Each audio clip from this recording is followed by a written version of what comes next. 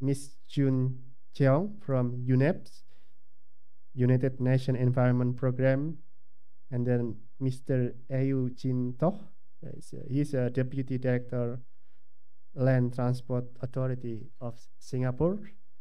And also I would like to welcome Professor Harun Lubis from ITB together with Dr. Iman Raksawardoyo from the same institute. So just a quick highlight on the transport sector. So I think the MC mentioned this is the second largest energy demand in ASEAN. It's in particular, it represents almost 35% of the total demand on the final energy consumption. And out of that demand, actually, 72% is coming from oil. So it's represent on how the region, Southeast Asia, in particular ASEAN countries, really dependent on the oil as a fuel for the transport sectors. And when it comes to greenhouse gas emissions, it accounts 23% of greenhouse gas emission in the ASEAN regions. That's the ASEAN. So when it comes to Indonesia, it's quite interesting to find out that based on the data, energy data statistic 2021, it accounts as the largest energy demand in the demand sector. It represents 46% of the total demand, and out of that demand is 90% comes from oil. So the remaining is from other fuels, including gas and biodiesel and biofuels. So because of that numbers, so 24% of our greenhouse gas emission is coming from the transport.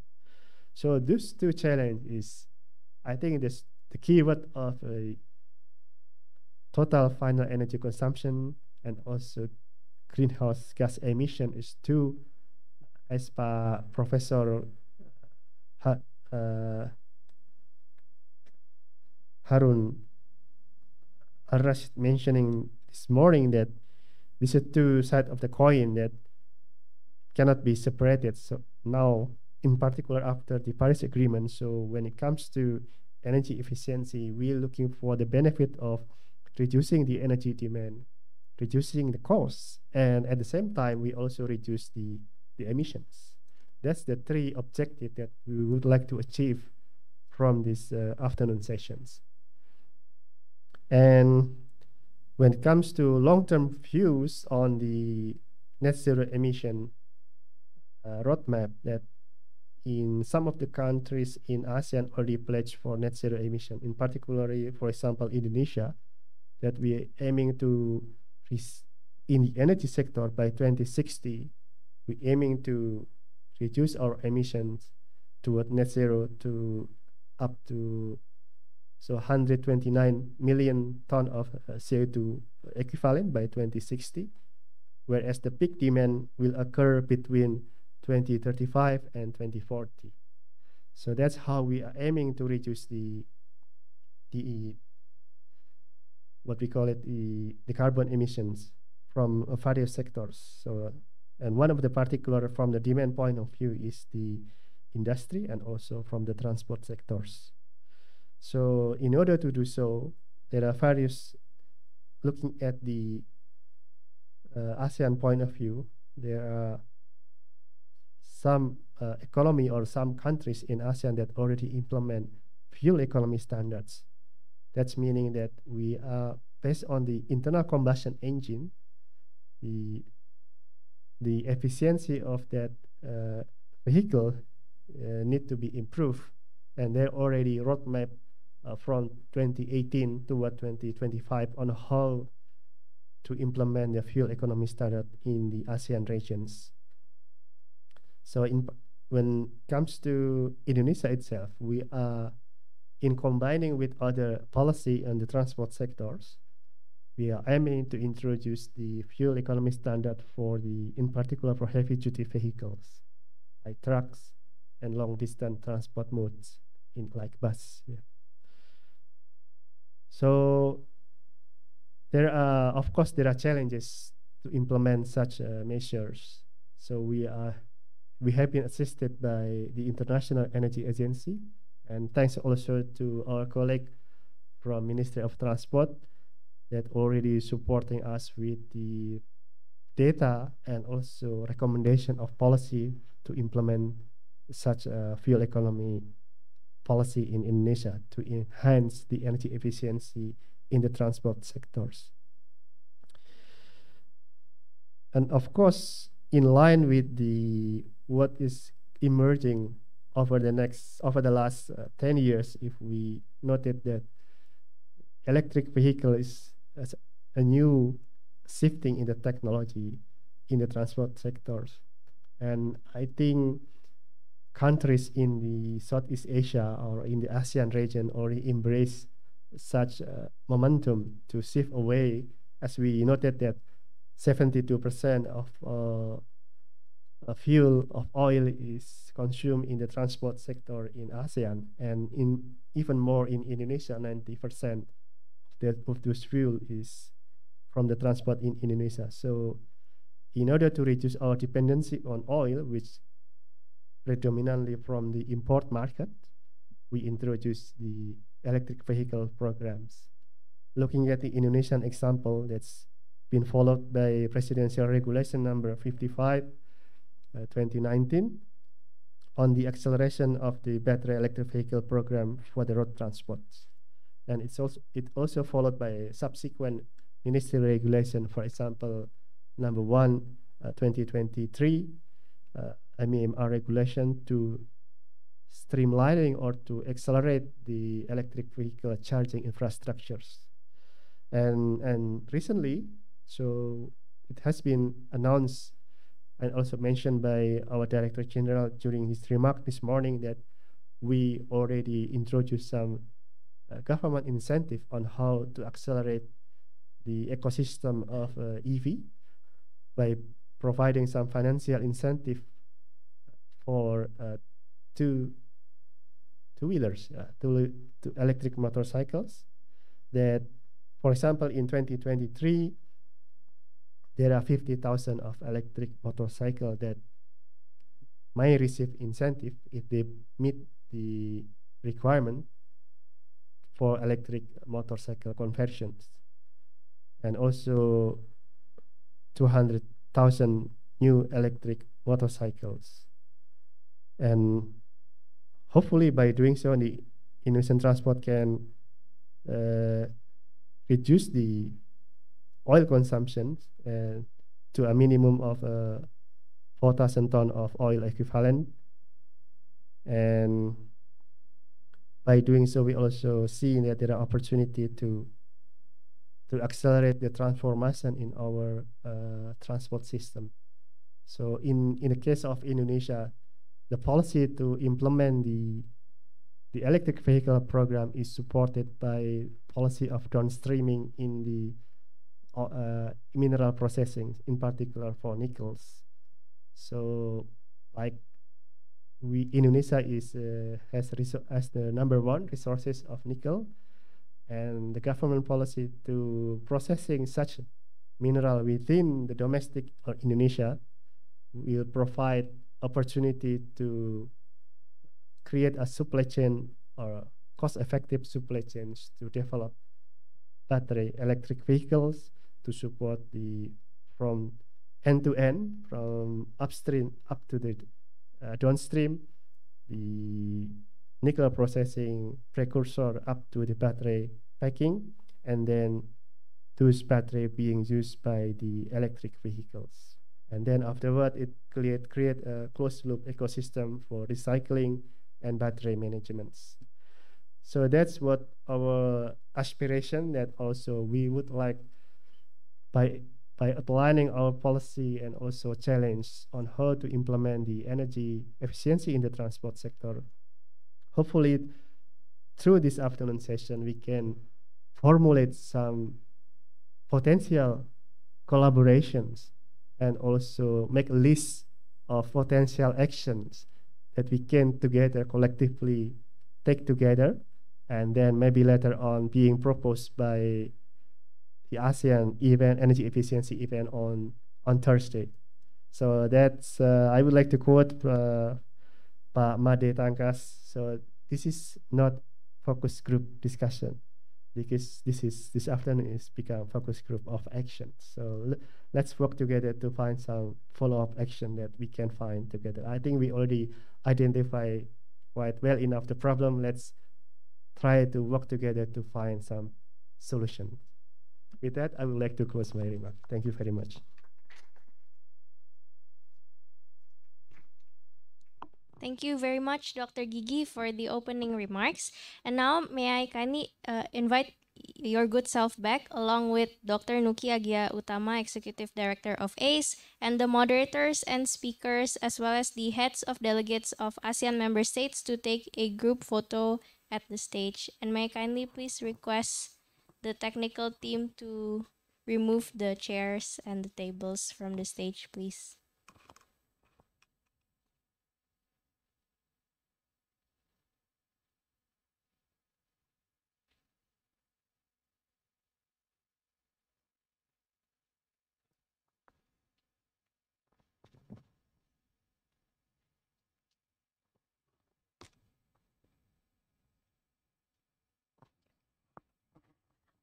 Uh, I think or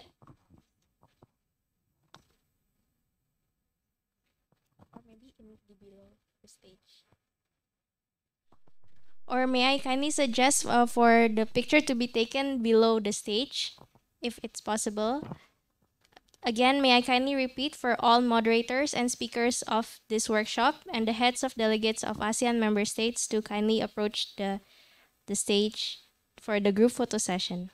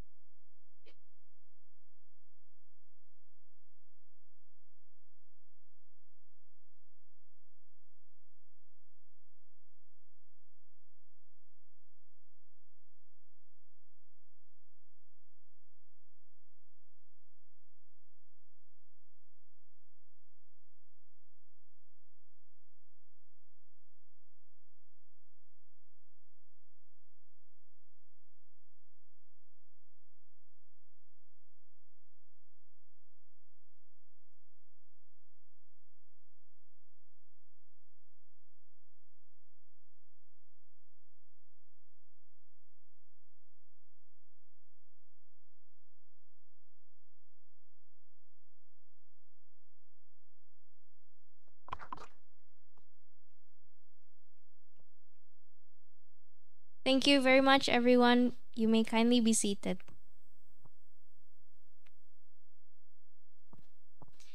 Excellencies, ladies and gentlemen, our session 1 will begin by discussing delivering net zero in the ASEAN transport sector, discussing the policies and measures to bring about change.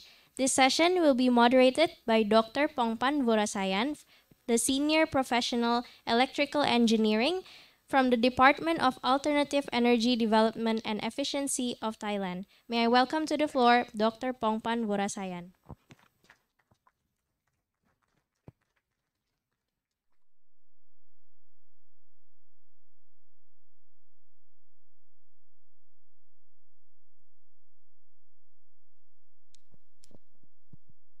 Okay. Good afternoon, everyone. Thank you very much for your kind introductions. My name is Pongpan Warasayan from Department of Alternative Energy Development and Efficiency, Ministry of Energy, Thailand. Today, these sessions delivering net zero in the ASEAN transport sectors, policies and measures to bring about change. So will be a topic for this afternoon session. As you may have heard from this morning that transport sector is the first or second highest energy consuming sector across the ASEAN and also the world. The session will address the challenges and opportunities in deploying policies and measures to pursue carbon neutrality in the ASEAN transport sector. We have 3 panelists today. First, Mr. Rio John Peter Silitonga, Research Analyst, Energy Efficiency and Conservation, ASEAN Center for Energy. Please welcome Mr. Rio.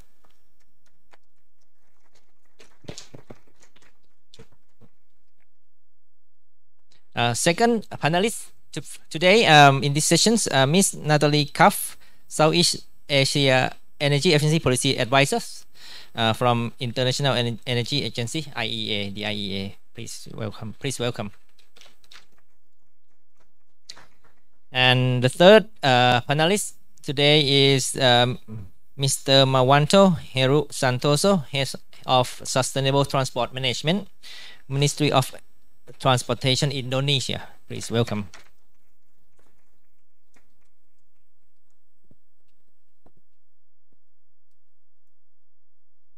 Okay. Okay.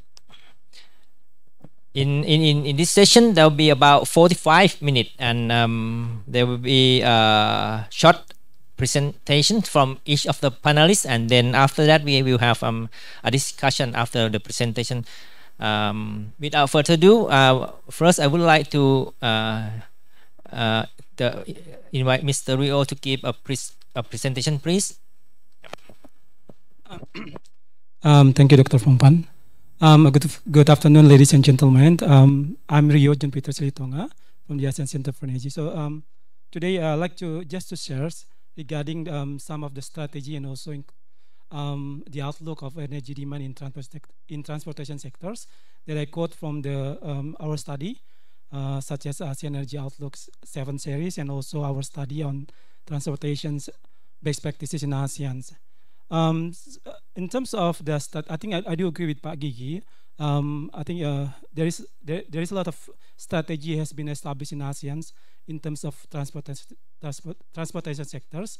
So I think it's very important to look into the implementation mechanism. So but just allow me to share what actually the strategy and outlook, including challenges and barriers in ASEAN on transportation. Very quick. Next slide, please. So this is the strategy that relevant for energy efficiency. I guess everyone has been aware of the APEC. It refers to the ASEAN Plan of Action for Energy Corporations. So this is a blueprint for ASEAN to advance integrations of energy and also connectivity goals. ASEAN now is under the APEC Phase 2 of 21-2025 goals that focus on accelerating energy transitions and strengthening energy resilience. And ASEAN has set up more ambitious energy intensity target by 32% by 2025 through the intensifying the ENC effort, including the transportation sectors. Next one, please. So this is the outlook why transportation sectors should be energy efficient in the region. So we can see from this slide that among end user sectors that we have discussed this morning about industry, and also we look downthink energy trends in data centers. The transportation sector also shows some trends that to be the highest energy consuming sectors in the region. So according to the data that I retrieved from the 7th ASEAN Energy Outlook, these sectors still dominated by oil that will be continue in the 2050. So according to the scenarios that we have under the 7th ASEAN Energy Outlook, baseline scenario shows 47% shares, and if then energy efficiency apply, this can be reduced up to 38%. And following this is the electricity sectors with increasing shares from 20% to 27% in 2050. Next slide, please. Under the scenario, there is some identified measures that contributive to the reduction that can be achieved by applying energy efficiency in the transportation sectors. They are including biofuel deployment in the transportation sectors. I think we've seen some ASEAN member states have deployed some biofuel blended in the transportation sectors, such as Indonesia. And also electrified vehicle in the transportation sectors, including the mass transportation management system. So I think we can see more detail about these measures in the next slides of my presentation today. Next one, please.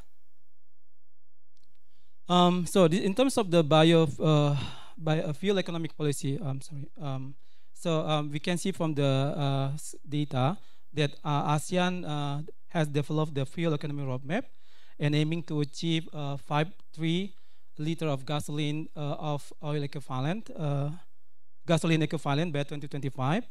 However, according to data, none of ASEAN member states has enacted the mandatory fuel economy, with 3 countries adopted voluntary measures. Labeling measures has implemented more compared to standard with what we've seen in the Singapore, Thailand, Vietnam, and that has adopted mandatory labeling. So achieving the target will require a more robust fuel economic policy. Next one, please. This slide shows us regarding the official energy efficiency policy target and more particular relevant to transport sectors. So based on the data that we have seen, not all ASEAN member states has set a target that is specifically relevant for energy efficiency in the transportation sectors. The target, but there is some ASEAN member states have established, but mostly ranging from energy consumption target and also the acceleration of the EV adoptions in the next feature. In terms of biofuel development, biofuel blending actually can be advanced through the active support and participation of stakeholders.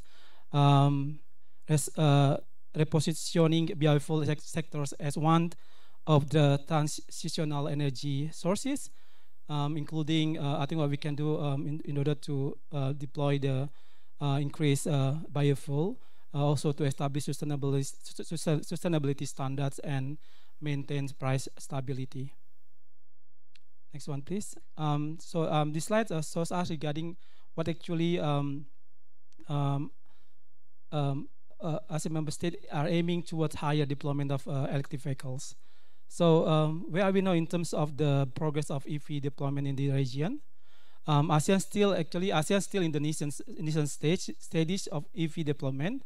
The trend shows that the number of EV cells are increasing. However, it is only take less of 2% of the total vehicle sales in 2021. Indonesia, Singapore, and Thailand are the top 3 countries with the highest growth of EV sales. The trend indicates that there is a need to step up the effort in accelerating the deployment of EV to grasp the energy efficiency potential. Next one, please.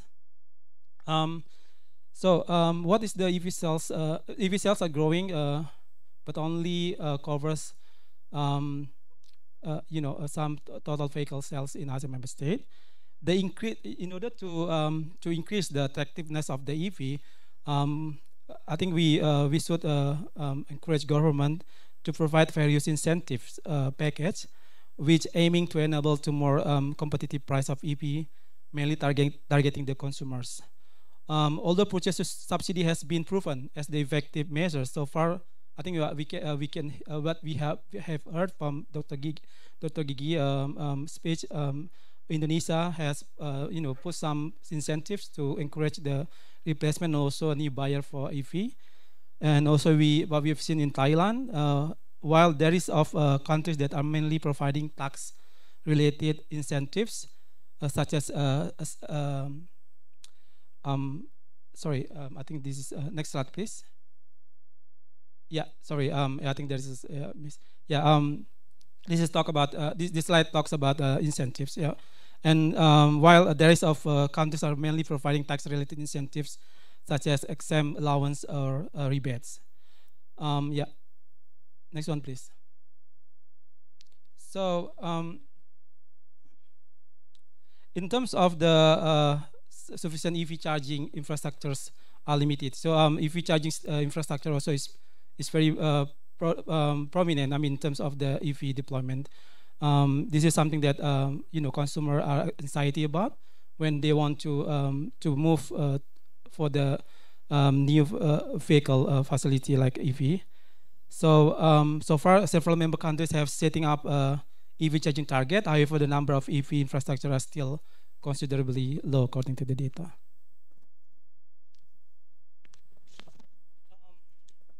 So in order to look what actually we can do for the implementation actions, I think this is something that we identify in terms of challenge on energy efficiency transport in the ASEAN.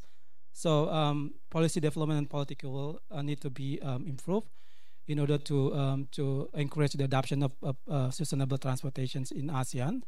And also there is still institutional barriers, including lack of cooperation, information sharing, and between agency and also cross sectors, and also financial barriers. I think this is something that very important issue that we need to address.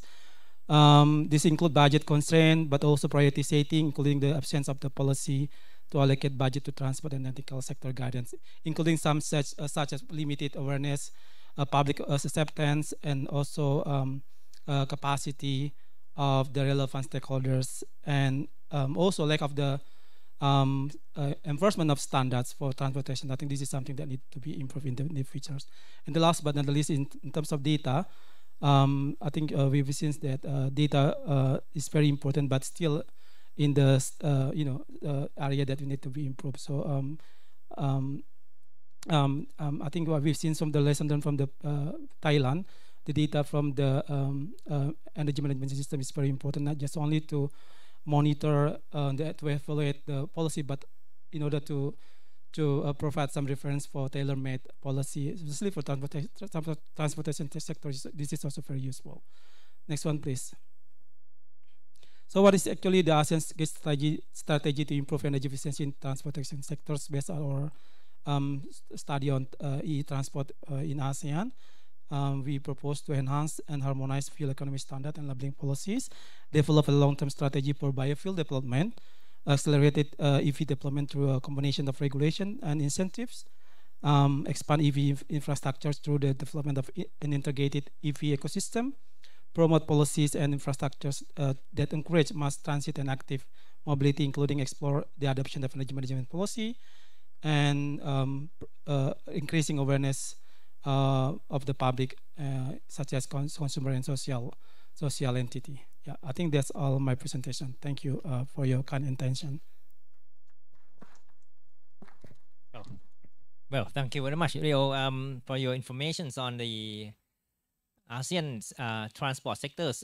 We can see that each member country has different program, different measures to promote and to promote energy efficiency in transport, as well as those EV or biofuels, as well as the financial incentive. But there is still some challenges that we've seen, and I think as ASEAN as a whole, I think we need to cooperate, as Rio mentioned at the end of his presentation. I think this is just to remind you that we have interpreter facilities at the back of the room, so you can access it to get one of your kit if you want. And then move on to the next panelist, Miss Natalie, for short presentations. We will hear from Natalie what is her thought on the energy efficiency in transport sector.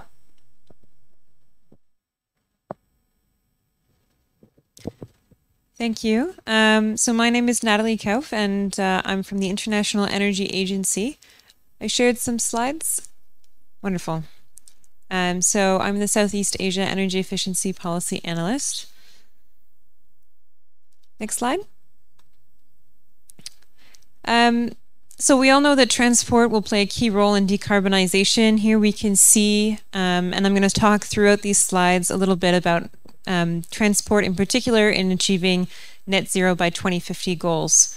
So we have from the IEA an IEA net zero roadmap, and we've included some of that analysis in other reports like the one I spoke to you about this morning. However, you know, we understand that not every country has made net zero commitments, and not all of them have made net zero commitments by 2050, but this is a helpful reference point for us to understand what we need to do in each sector to kind of achieve those goals overall. So, looking at the transport sector, the global transport sector emitted over 7 gigatons of CO2 in 2020 and nearly 8.5 gigatons in 2019 before the pandemic. So that dip that we see in 2020, you know, was potentially short-lived. But in the net zero emissions scenario that the IEA has here, transport sector CO2 emissions are slightly over 5.5 gigatons in 2030, and by 2050 they're around 0.7, a 90% drop relative to 2020 levels. So we have quite a long way to go. CO2 emissions decline even with rapidly rising passenger travel, which nearly doubles by 2050. And rising freight activity, which increases by 2.5 times the current levels, and an increase in global passenger car fleet from 1.2 billion vehicles in 2020 to close to 2 billion in 2050. So this graph we're seeing of net zero by 2050 comes at the same time as having a massive increase in the use of transport and the importance of transport in the economy globally. Next slide.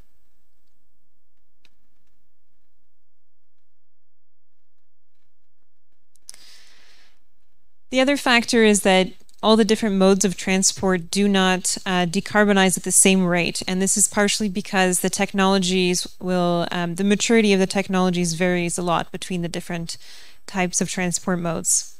So in the net zero scenario, CO2 emissions from 2- and 3-wheelers almost cease by 2040.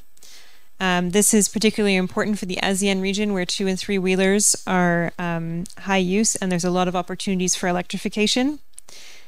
Next is the decarbonization of cars, vans, and rail by the late 2040s. And finally, other modes that are harder to decarbonize, such as heavy trucks, shipping, and aviation, globally still emit 0.5 gigatons of CO2 in 2050. So almost all of that 0.7 that was left over by 2050 comes from these last harder to decarbonize sectors of the transport sector. So globally, this means that there's still a long way to go, and that it's harder to reduce CO2 emissions in long-distance transport. But some of these technologies are still under development, and they don't start to make substantial inroads into the market in the next coming decade. Next slide.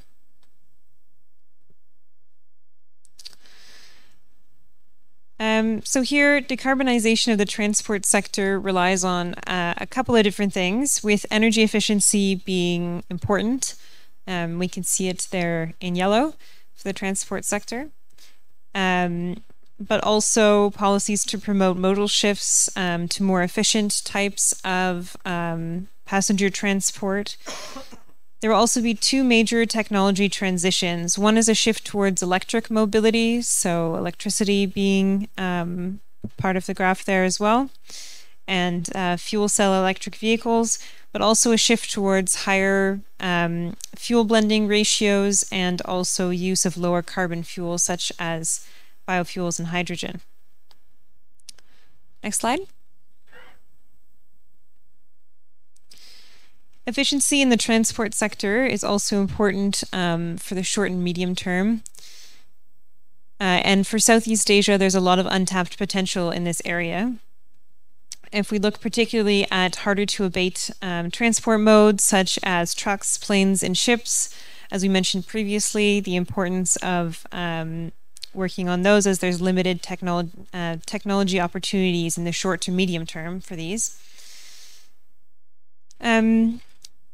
So we look at some of our analysis here that comes from the IEA Southeast Asia Energy Outlook. I talked this morning about the Energy Efficiency Market Report. That's the global energy efficiency market report, and the IEA Southeast Asia Energy Outlook is specifically about Southeast Asia, but looking at all different transport modes, which may be another interesting IEA report for all of you to take a look at.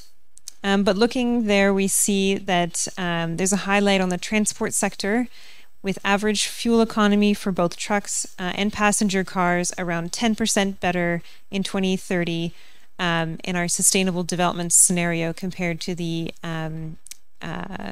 stated policies, which is the kind of business as usual case. So a lot of opportunity for improvement there, which avoids around one ecojoule of fuel consumption. A really important point here is the need to strengthen fuel economy standards and a larger uptake of electric vehicles, as well as stricter regulations on internal combustion engines. Last slide. So here we'll look at two things. One is the importance of a policy package approach and of coordination. So this is kind of an initiative by the IEA to look at policy advice in terms of a policy package approach. So here you see we have regulation, information, and incentives. And so really the importance is that when developing policies, that there's a framework in place where these things complement each other and they're not done kind of separately from each other. So regulations, here an important one could be the development of fuel economy standards. Rio spoke about enhancing and harmonizing fuel economy standards, but even to start to develop and implement them would probably be the first step there.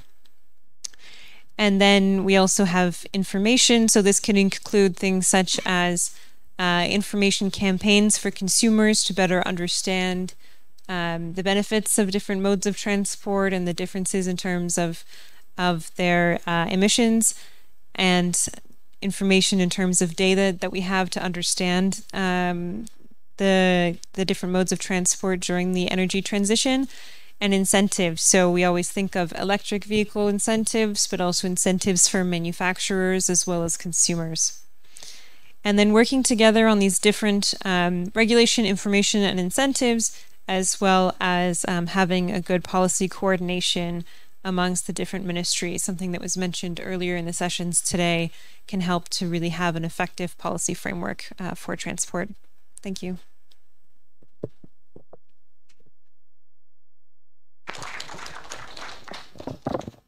Okay, thank you, Natalie. So we heard from Natalie that the net zero commitment from each country is different. For sure that transport sectors play a key role in decarbonizations, but each transportation mode decarbonize at different rate. And also key thing that will help decarbonization in transportation mode is more shift to electricity, energy efficiency, behavior. I think these are the key things that will help us decarbonizing in the transportation mode. So this is I think it's a kind of global scales. So next I'd like to invite Mr. Heru for maybe Indonesia perspective of the energy decarbonization on energy efficiency and also from transport. Thank you. Thank you, Ben. Good afternoon, ladies and gentlemen. First of all, I would like to say thanks to Director of Energy Conservation, Ministry of Energy and Mineral Resource, who already invite us to this excellent opportunity.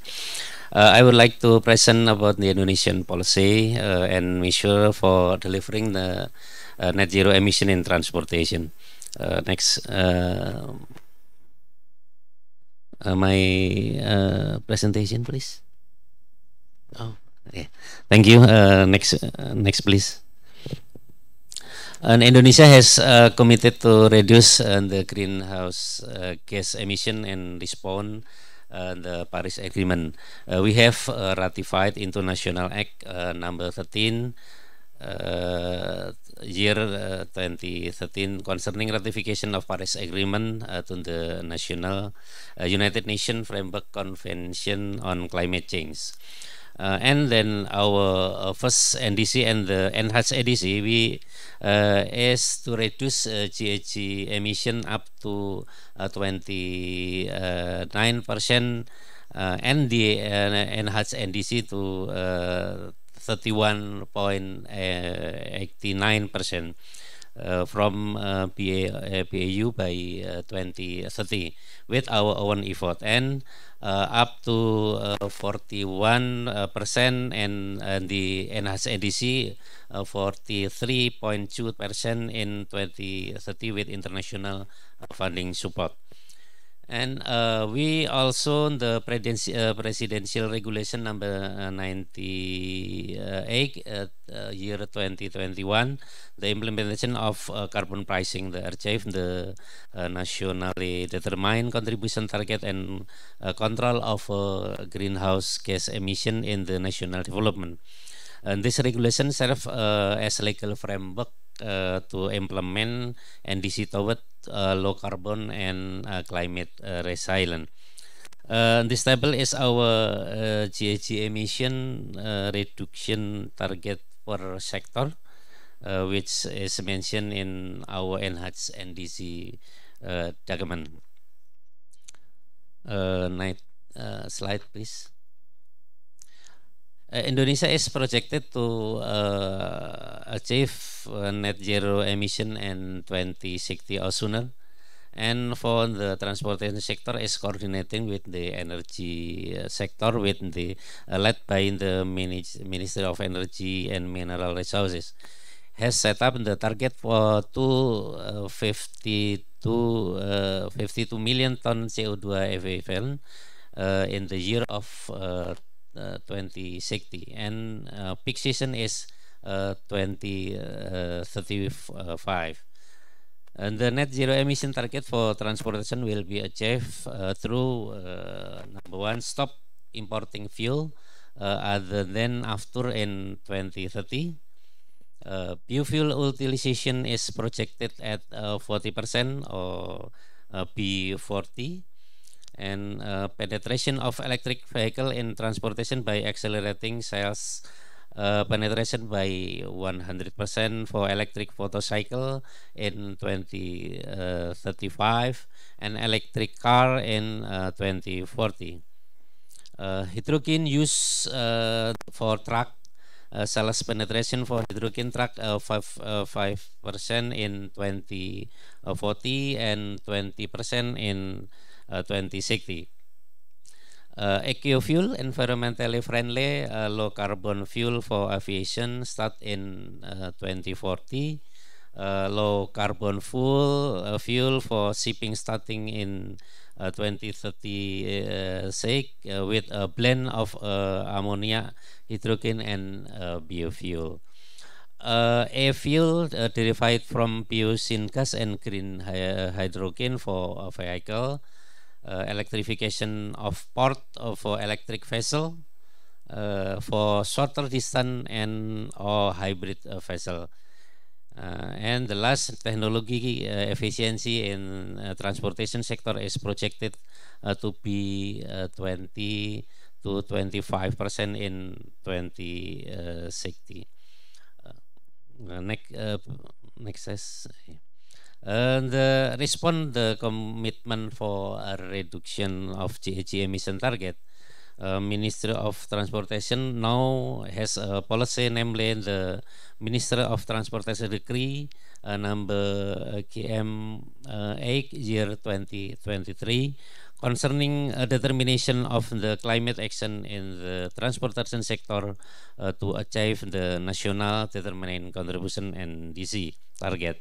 In slide number 5 to slide number 7, shown the climate action for road transportation, and railways, sea transportation, and for the aviation sector. Next, please.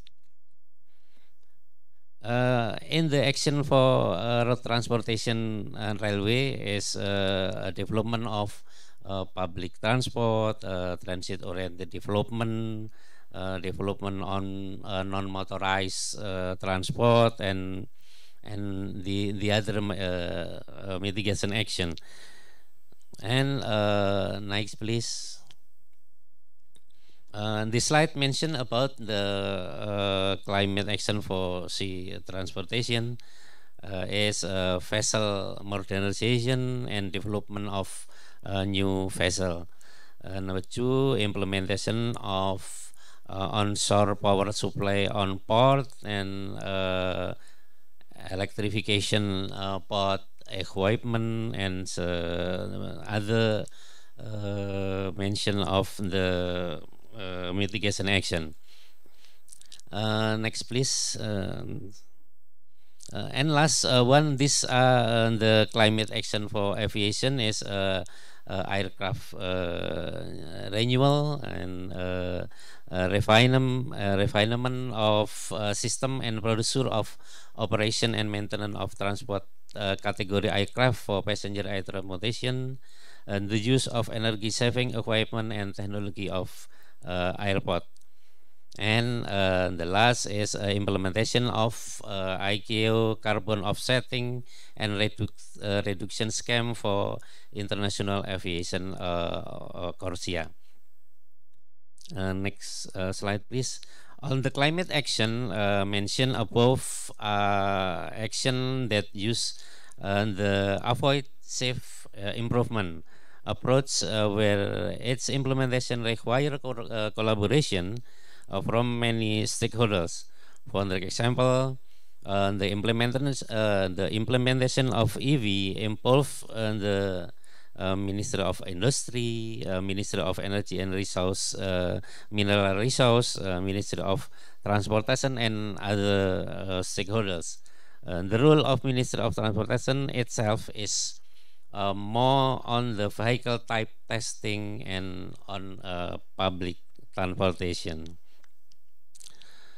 The ASI approach is implemented simultaneously because they are all interrelated and complementary.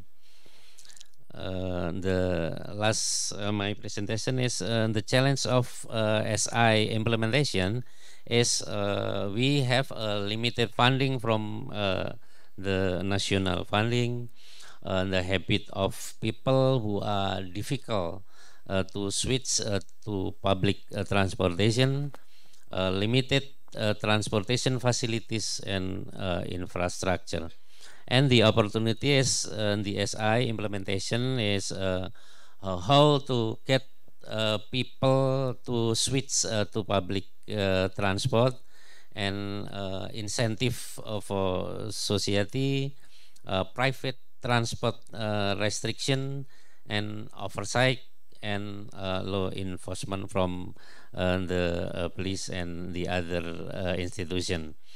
And that's all from me, and look forward for the discussion. Thank you. Thank you. Thank you very much, Mr. Heru. Yeah, we've seen a lot of progress in Indonesian climate action policies related to transport sector. I think we've seen that including land transport, sea transport, and air transport. I think these are the key progress in ASEAN region, especially in Indonesia. Since we heard from all the panels and from their short presentations, we now come to some panel discussions. Since I think transport sector decarbonization in transport sector is very difficult. Why I say that? Because I think it's related to many stakeholders, carbon emissions to infrastructure safety, law enforcement.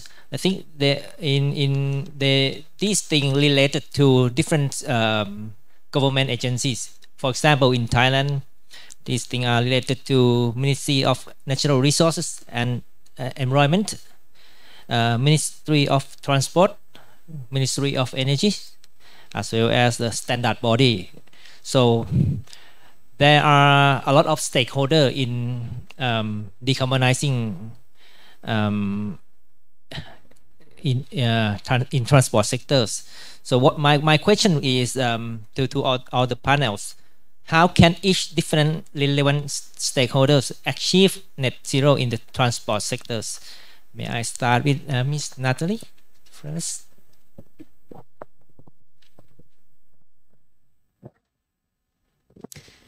Thank you. So looking at the different stakeholders and how they can achieve net zero in the transport sector, maybe I'll take the policy package approach that I discussed before, looking at the regulations, incentives, and information, and from the perspective of what can we do using those tools to influence the different stakeholders. So on the regulations, there's fuel economy standards that we've discussed, and electric vehicle mandates. So we've seen a couple of them from our presentation on ASEAN about the different mandates across different ASEAN countries, and they set a clear framework for the private sector in terms of both efficiency improvement as well as CO2 reduction targets and when they should be met by. This can help improve also investment in these sectors to have those kinds of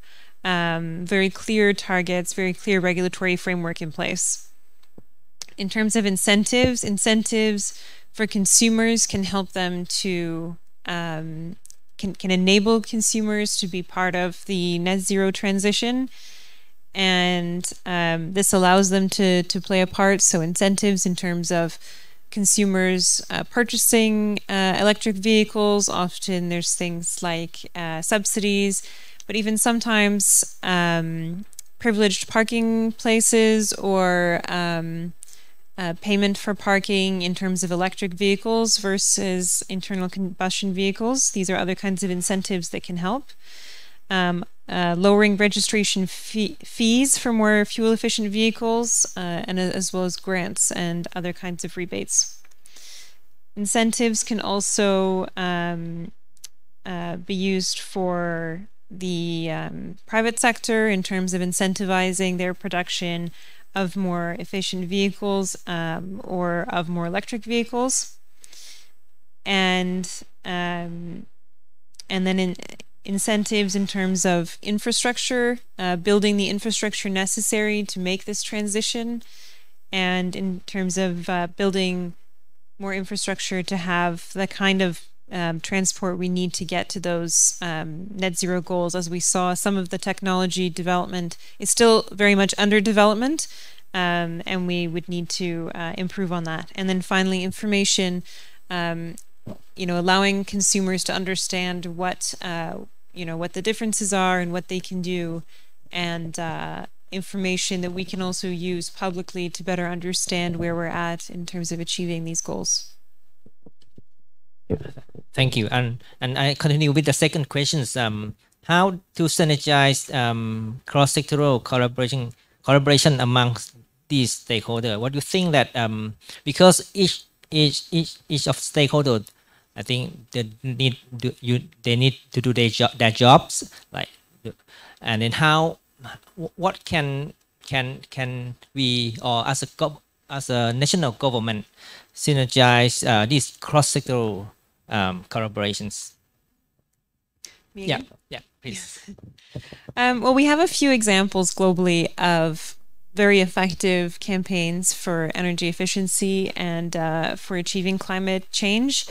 So I'll give an example of South Africa's Presidential Climate Change Coordinating Committee. It brings together government, industry, civil society to coordinate their action on and creating a framework on just transition. We have a few, for example, the UK also has had a very successful collaboration making these kinds of commissions, but also having targets, kind of long-term targets that people can get behind. And this is helpful as well in terms of cross-party alignment and making sure that people understand that going forward into the future, that these commitments that are being made today are going to be upheld and even hopefully improved upon in the future, is making things that are kind of legislated commitments or long-term goals that we can all kind of get behind. Thank you very much. We heard from the maybe global perspective. So now we can hear from kind of regional perspective from Mr. Rio, that how can each different stakeholder in the region achieve net zero in the transport sectors, and then how can we synergize these body together? Mr. Rio. Yeah, thank you, Dr. Pongpan, for the questions. Yeah, I think very encouraging to see the sample of Indonesia as well, from Bapak and also from Dr. Pongpan, including in terms of the energy efficiency in transportation sectors. So from the data that I've shown previously, transportation poised a significant potential for energy saving, but it's hard to abide.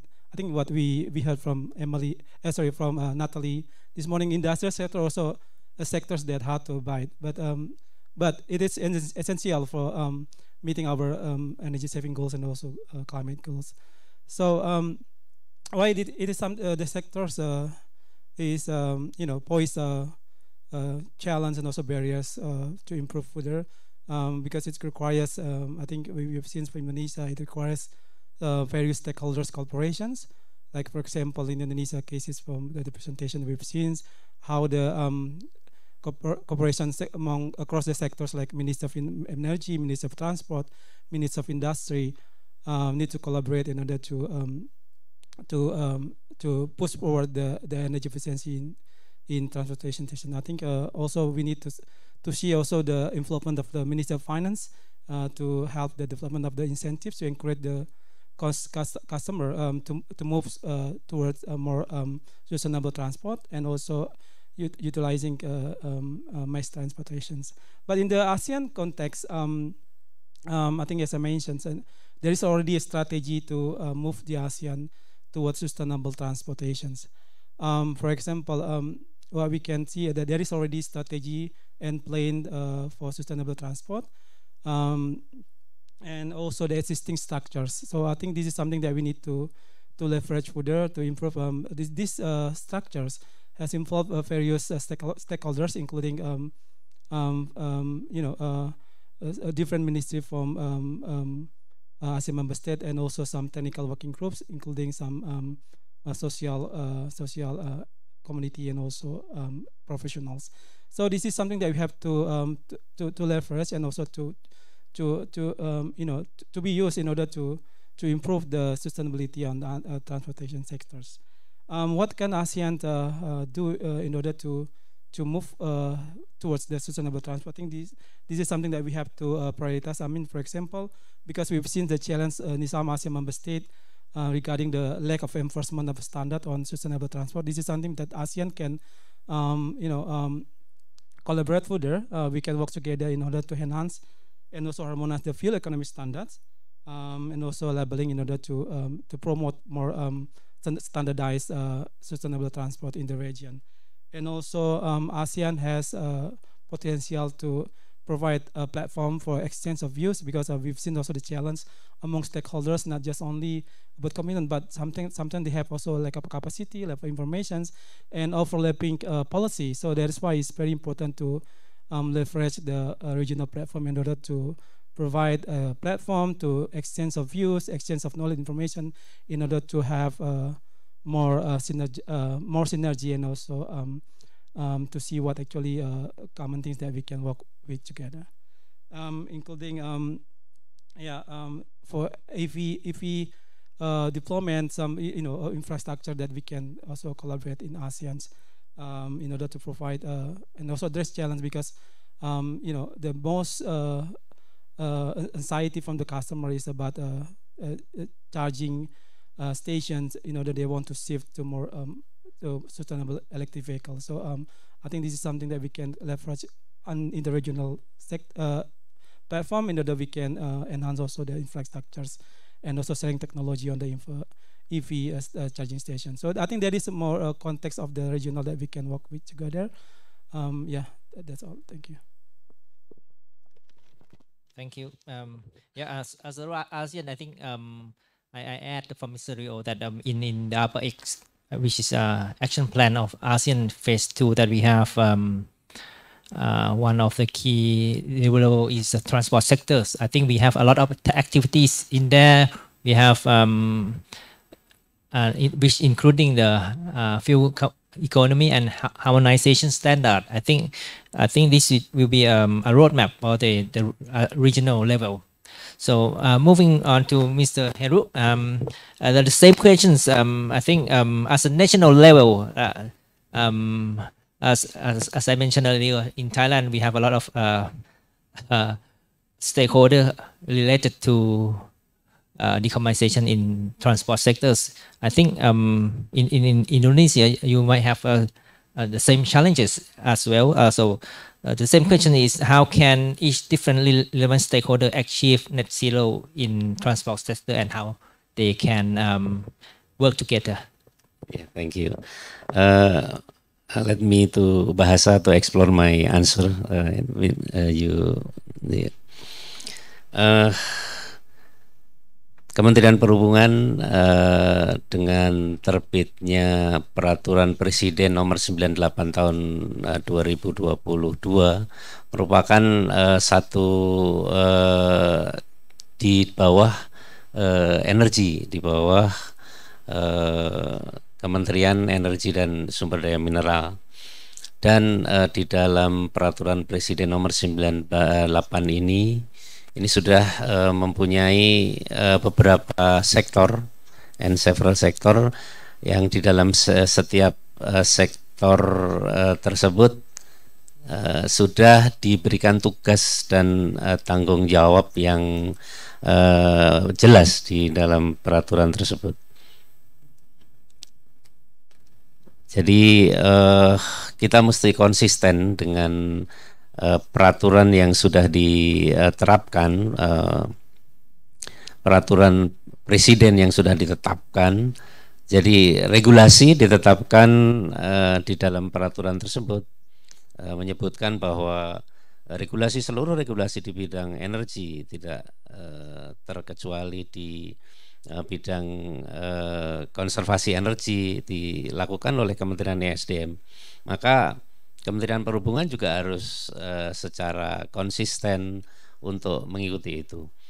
Jadi kolaborasi merupakan satu kata kunci yang memang untuk menjamin keberhasilan dalam konservasi energi ini.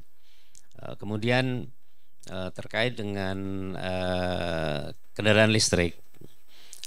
Pemerintah melalui Kementerian Perhubungan memang di dalam paparan kami sudah kami sebutkan bahwa Kementerian Perhubungan bertanggung jawab di dalam type approval, uji tipe kendaraan bermotor dan penyediaan angkutan publik. Jadi disitulah kita akan melakukan beberapa aksi-aksi mitigasi di sektor perhubungan darat, di mana di dalam paparan sudah kami sampaikan. Kita akan dorong penggunaan angkutan umum, kita akan mendorong penggunaan kendaraan listrik, kemudian insentif juga perlu kita dorong, baik insentif dalam bentuk funding maupun non keuangan, non fiskal insentif. Jadi Kementerian Perhubungan juga sudah memberikan beberapa insentif, yaitu kita tidak membebankan biaya, bahkan 0 rupiah untuk type approval dari kendaraan yang konversi misalnya. Konversi dari internal combustion engine to EV. Ini tidak ditarik biaya, no pay to PNBP-nya gitu. Kemudian ada bentuk beberapa juga di dalam angkutan umum kita memberikan subsidi yang luar biasa terhadap shifting yang pengguna pribadi kepada angkutan umum. Mungkin itu beberapa yang dilakukan oleh Kementerian Perhubungan untuk menuju net zero emisi yang oleh peraturan Presiden peraturan Menteri Perhubungan nomor 8 tahun 2023. Mungkin itu Mr. Okay, Mr. Heru, thank you very much. It seems to be a lot of activities and measures happening in Indonesia, and then I think it's way forward to. It is an important way forward to the decarbonization in transport sectors. Okay, thank you for the first and second questions, and then come to the next questions. There are three keywords here: avoid, shift, improve. This is the common approach that to achieve energy efficiency in transport sectors. What do you think that which of any of the three pillars deliver most carbon emission reductions, and what is challenge and opportunity? Okay, again, three words: avoid, shift, improve. Which of these do you think that it deliver most carbon emissions reductions, and what are its challenges and opportunities? Okay, may I start with Mr. Heru, please? Yeah. Tadi sudah kami sampaikan di paparan kami bahwa ASNI tidak bisa dipisahkan karena memang dalam satu kesatuan, dan dia menjadi komplementari, jadi tidak bisa kita arahkan avoid dulu atau save dulu dan sebagainya. Jadi tiga-tiganya kita lakukan, kemudian memang banyak tantangan dan untuk mewujudkan itu, seperti apa yang kami sampaikan bahwa keterbatasan funding juga kami akui, kemudian habit masyarakat untuk beralih shift ke angkutan umum memang sulit sekali kalau di kami, karena memang public transport sedang di develop ya, sedang dikembangkan, sehingga harus bersama-sama untuk melakukan itu. Terima kasih, Pak. Thank you. So the same questions are Rio. What do you think that these three keywords, which one you think that is the most efficient or the most that can achieve decarbonization in transport sector? Rio. Yeah, thank you, Dr. Pompan. I think avoid safe measures. What we learned from Indonesia, it requires collaborations among stakeholders, because there is a challenge like a lack of infrastructures, lack of incentive to motivate the customer. So in terms of ESI, I think if we ask most of the people here why you don't like to shift to sustainable model, for example, I think most of us will be answering that because there is no access to the sustainable transport, and also some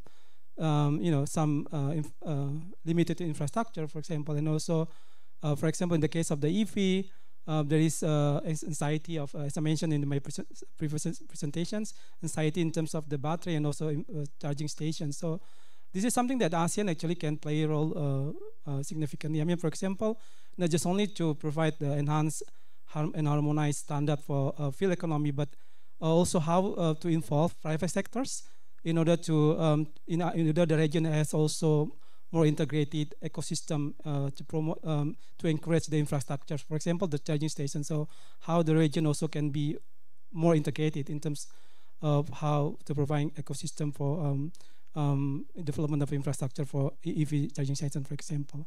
So yeah, I think that this is something that we can probably develop in ASEAN in order we can see the implementation of void ship measures or ESI in the region in the context of the ASEAN. Yeah, that answers your question, Dr. Pompan. Thank you. Thank you, Rio.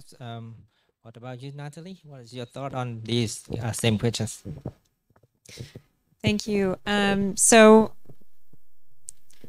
in terms of avoid policies, there's a few things that we could look at there. One is better logistics management so that there's less use of shipping. Teleworking can be a way of having less passenger vehicles. And another big one is urban planning and consumer behavior. So focus on urban planning for a second. Realistically, in the ASEAN region, cities are going to have a massive development in the coming years, and we note that 84 million additional people are expected to live in urban areas in Southeast Asia by 2030, which is just around the corner.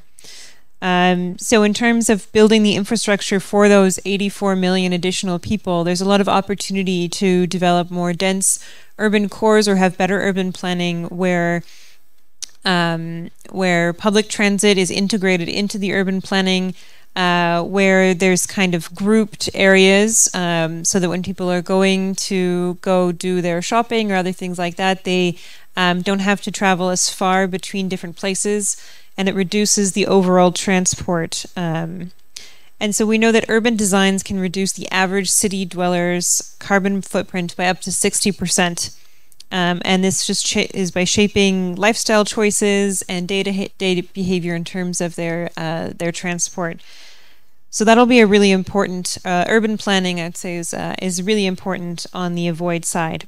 For shift, looking at shifting to active transport, so walking, cycling, as well as shifting to different types of transport, such as rail instead of flying, and shifting to public transit rather than personal vehicles.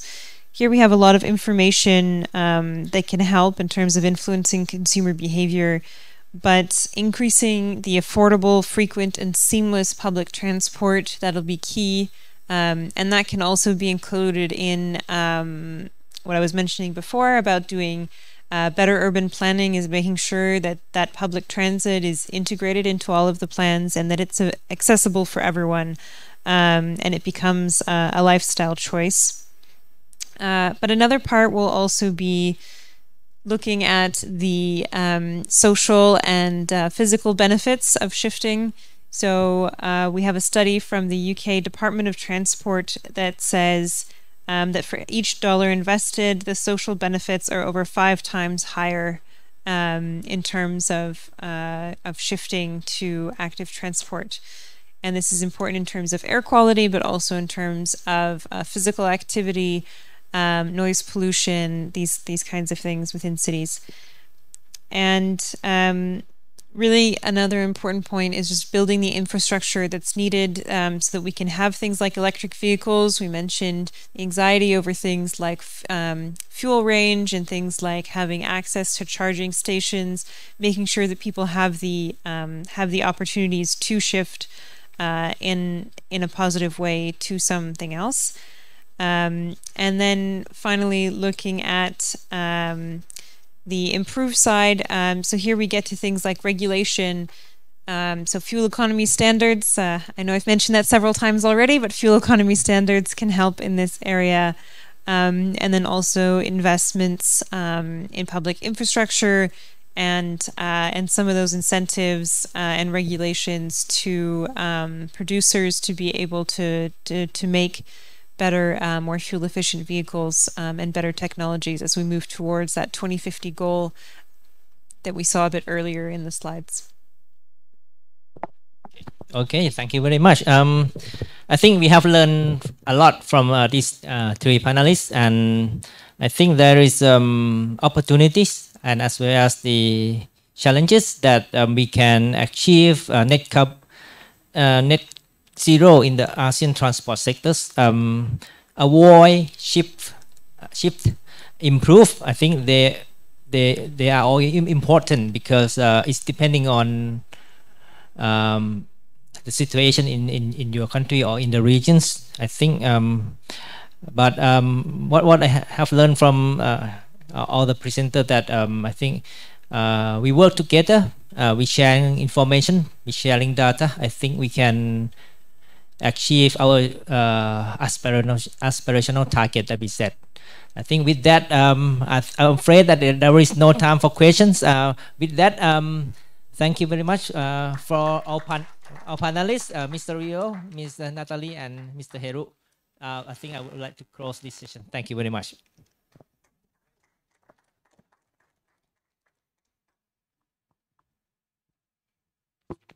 Thank you very much, Dr. Pampan, and thank you to all panelists for your valuable insights in session 1.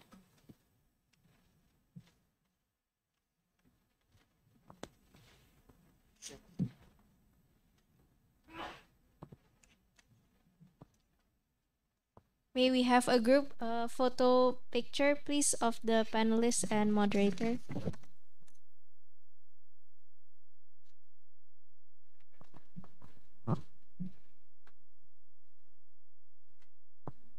May I also invite to the stage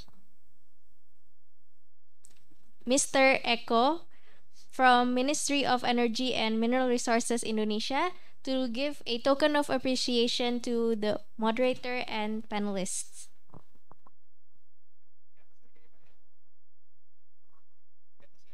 Ya, Pak.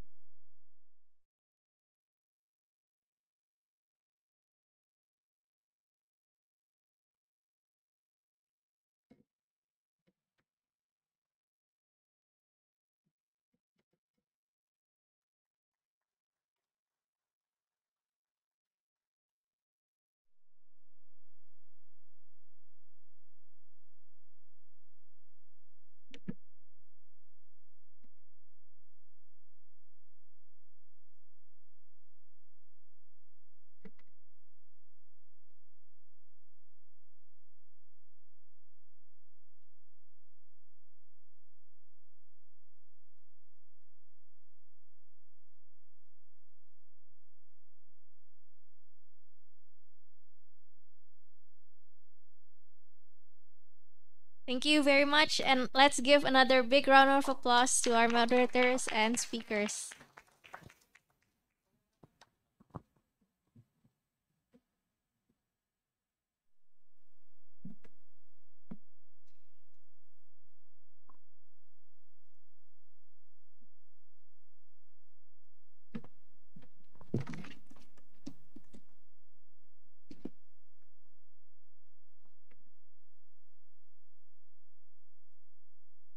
Thank you very much. To proceed with our next session is the Fuel Economy Standards in ASEAN, where we will discuss the opportunities and challenges in implementing the fuel economy standards. This session will be moderated by Professor Harun Al-Rashid Lubis from the Institut Teknologi Bandung, Indonesia. I welcome to the floor Professor Harun.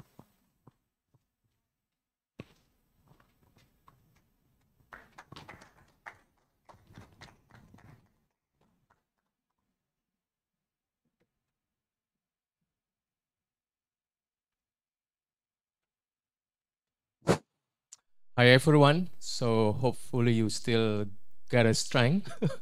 This is our last two sessions. So I think we've been heard many issues from in the morning, right? Just recently we get into the transport issues.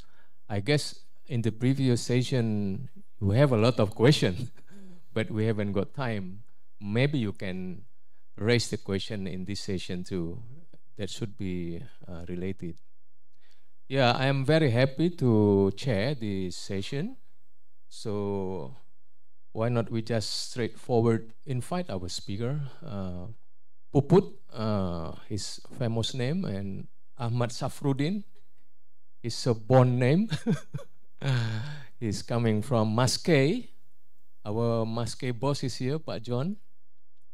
Pak Puput is heading our mobility group 2 in Maskei. Maskei is Indonesian Society for Energy Efficiency and Conservation.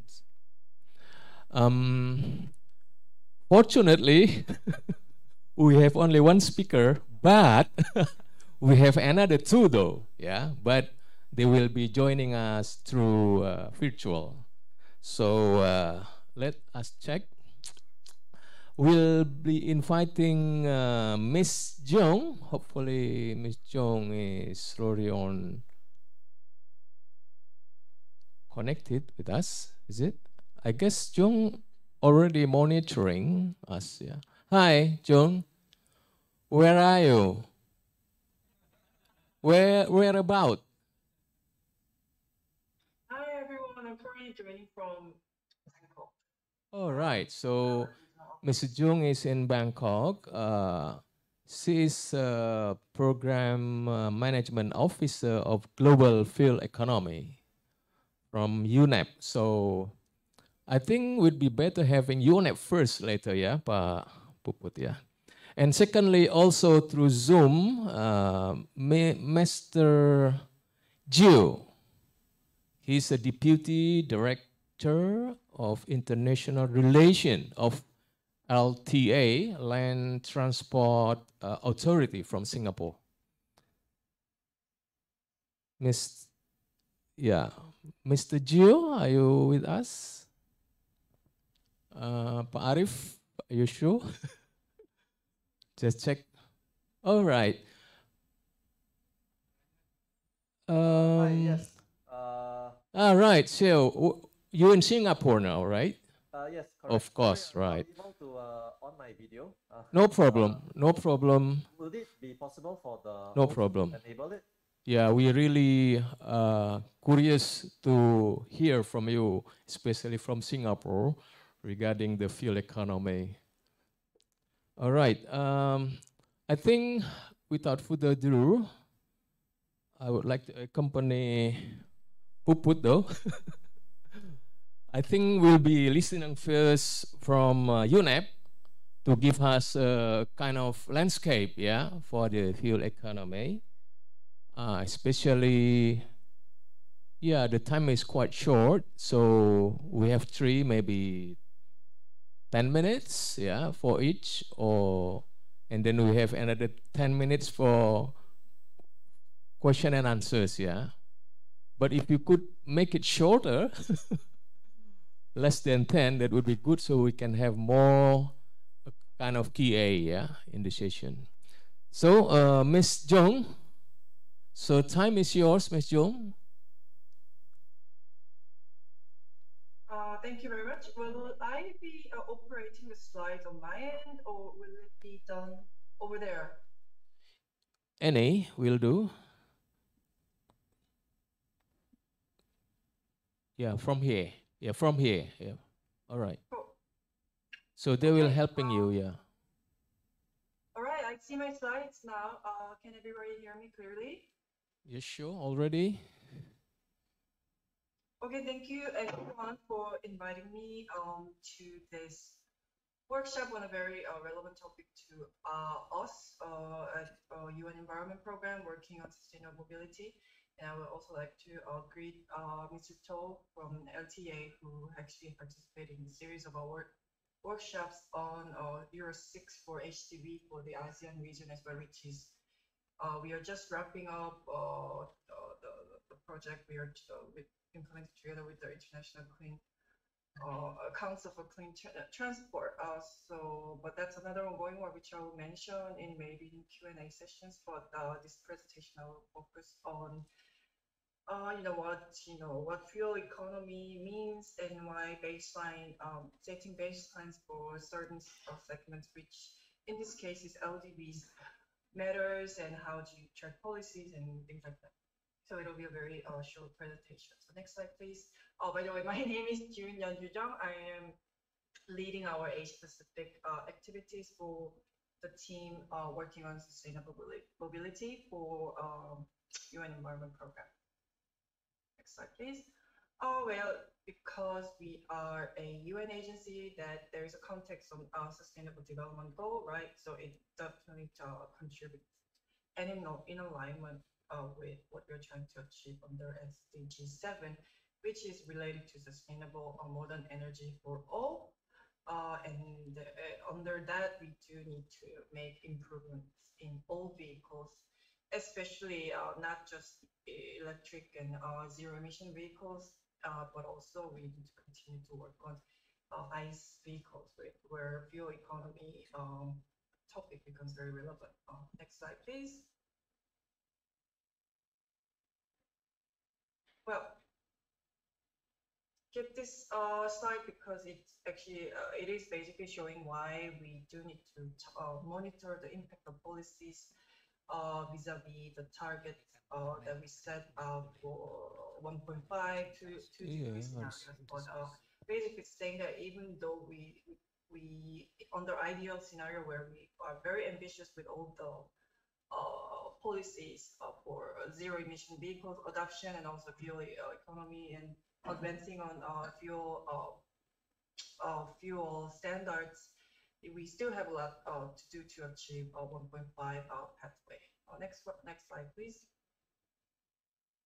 But then back to importance of baseline data, when we are trying to convince or trying to start a project and initiative working on improving fuel economy or also decarbonizing certain segment of transport for certain country, building on developing roadmap. It's could we go back a slide?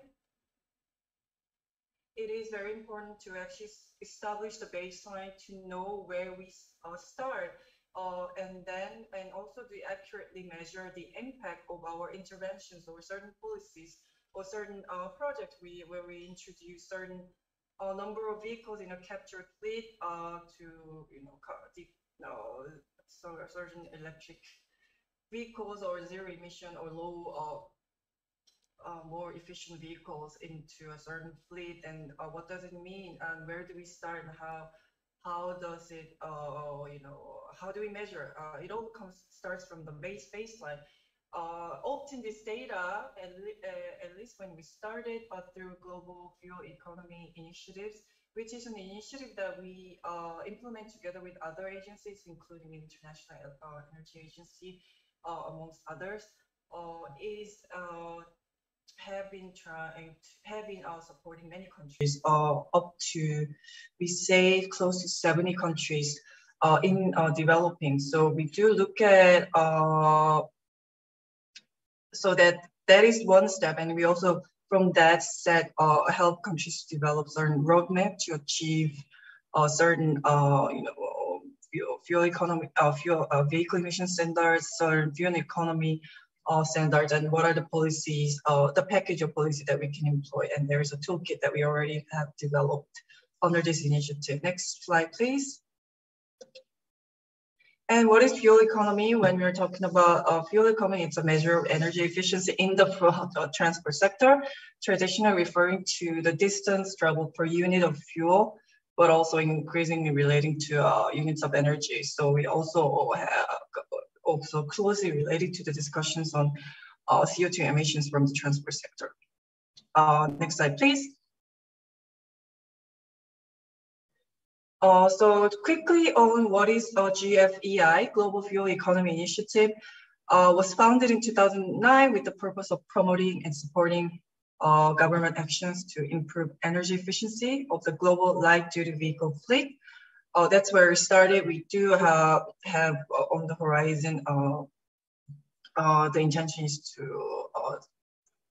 extend this work and also the methodologies, because there are already tools that we have developed for the other segments of modes as well, for especially when you talk about policies, and we also developed the calculator to see how we measure the emissions avoided from a certain interventions. I'll talk a little bit more about that on the next slides, but around 70 countries have been supported with the development of baselines and also related policies and roadmap. Quickly on how do we establish the baseline of national fuel economy for the LDV segment? There are some challenges. I won't get to the details onto the challenges of obtaining data and how do we actually fill the gap in data, which is often the case. But we do look at the new, the baseline covers the vehicles entering the market, meaning new sales or newly imported vehicles. And that is the first step. And the second step is looking at the entire rolling vehicle stock. Next slide, please.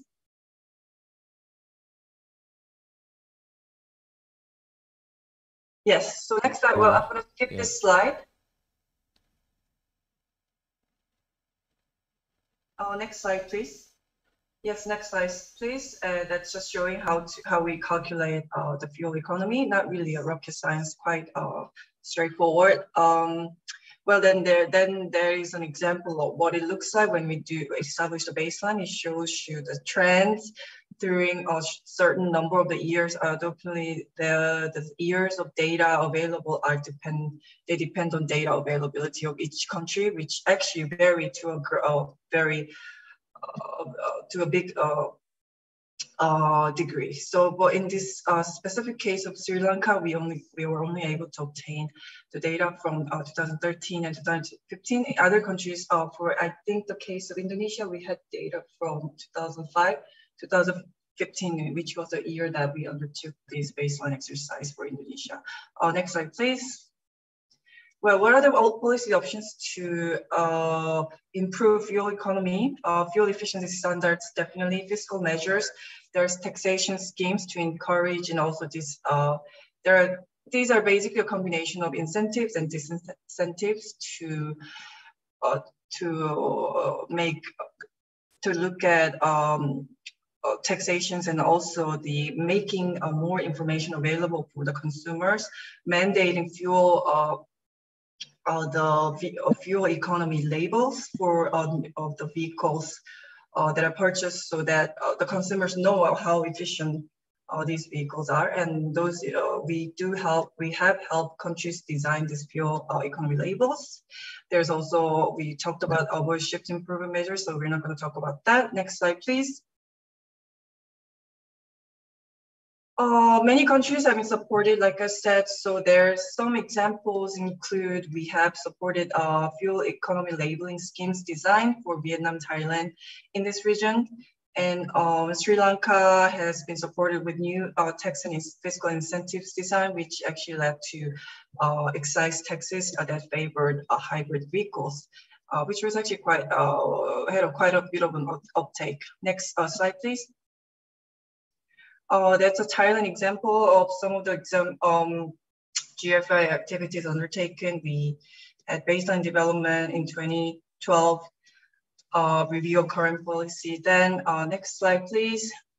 I just wanted to talk a little bit Next slide, please. Actually, there is an interesting, this is a fuel economy labeling that we worked together that was introduced in 2015 that gives you information related to CO2 per gram kilometers.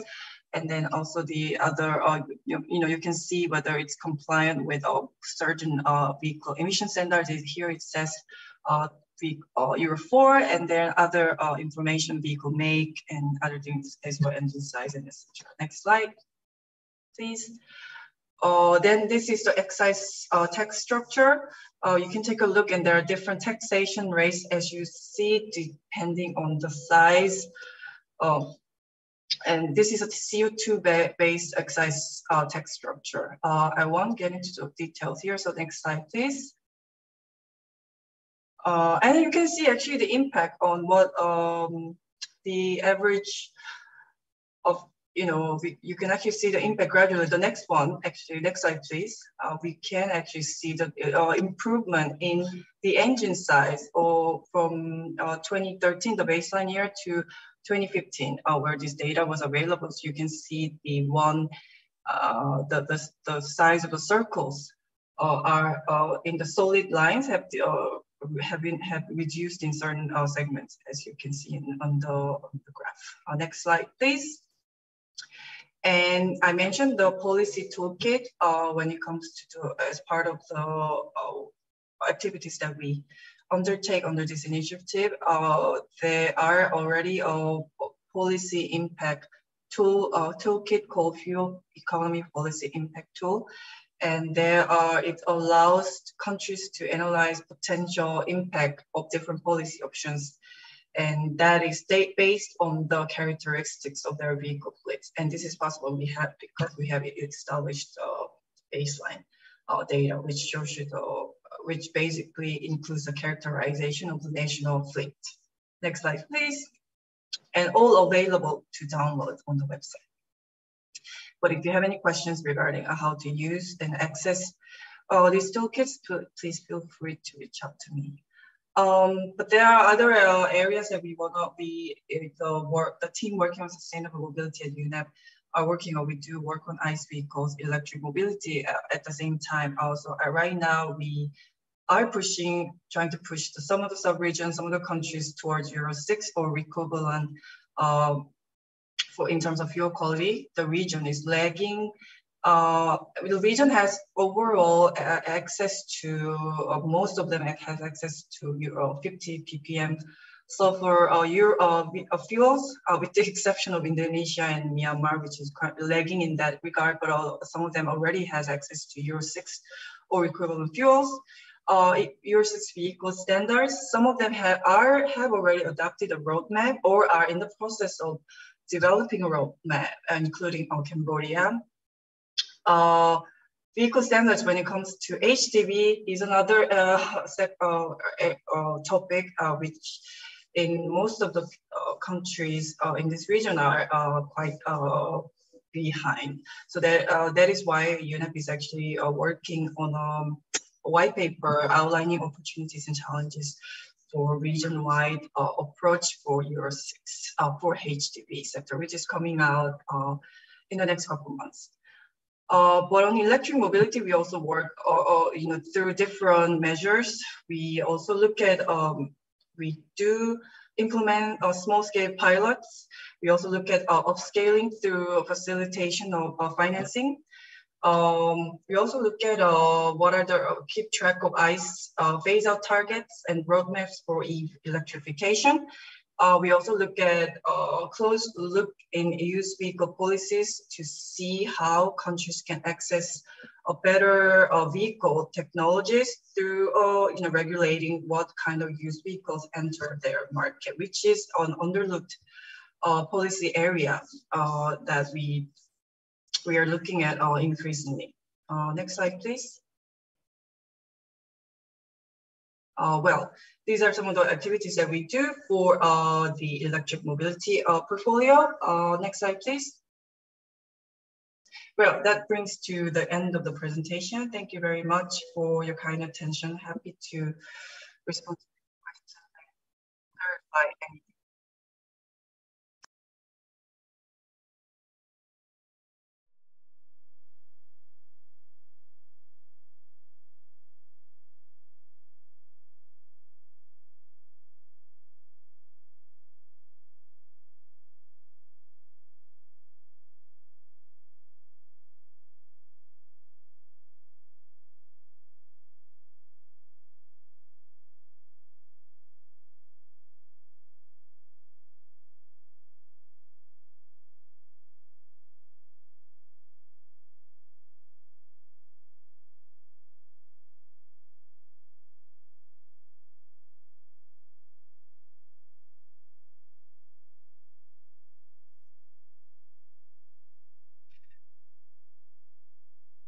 In terms of the monitoring and inspection of qualities and vehicles emissions, I do want to highlight that there is a huge opportunity to look closely. I mean, for Indonesia, maybe because Indonesia has a ban on certain types of imports of certain types of vehicles, including I think two-wheelers, I believe.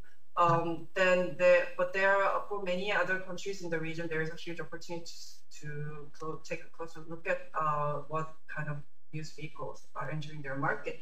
And this, we are also trying to work with exporters, mainly EU, Japan, Korea. We have engaged EU already quite extensively, focusing on Africa.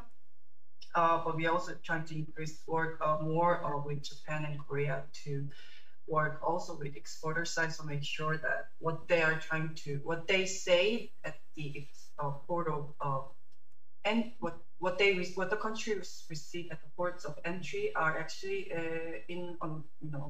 what they've been told that they will receive, which is needs a little bit of cooperation between countries, but also from the importer side, there is still a lot to do. I mean, just the ballpark figure, we already know that around half of the vehicles that are registered new in Cambodia, for example, half of them are second-hand vehicles. So there's definitely a lot of opportunities there. In terms of monitoring capacity, this is not uniquely a case of Indonesia, I would say. What we're trying to do is a little bit of a series of training on low-cost options, technology options, not necessarily regulatory scale that often costs quite a lot and quite a bit of an enforcement. Okay, thank you. So that's something we're looking at, low-cost options and capacity building. Thank you. Okay, Mr. Gio, I think we're gonna move on to you now, especially from Singapore. We understand Singapore maybe got a kind of tight, right, kind of regulation on fuel economy. Mr. Gio, are you with us? Yes. Okay, right. We can see your face after all. All right, yo, please take your time very quickly, please. Yeah.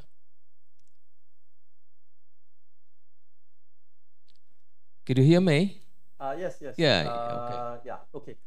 So a very good afternoon to all excellencies, distinguished delegates, and esteemed colleagues.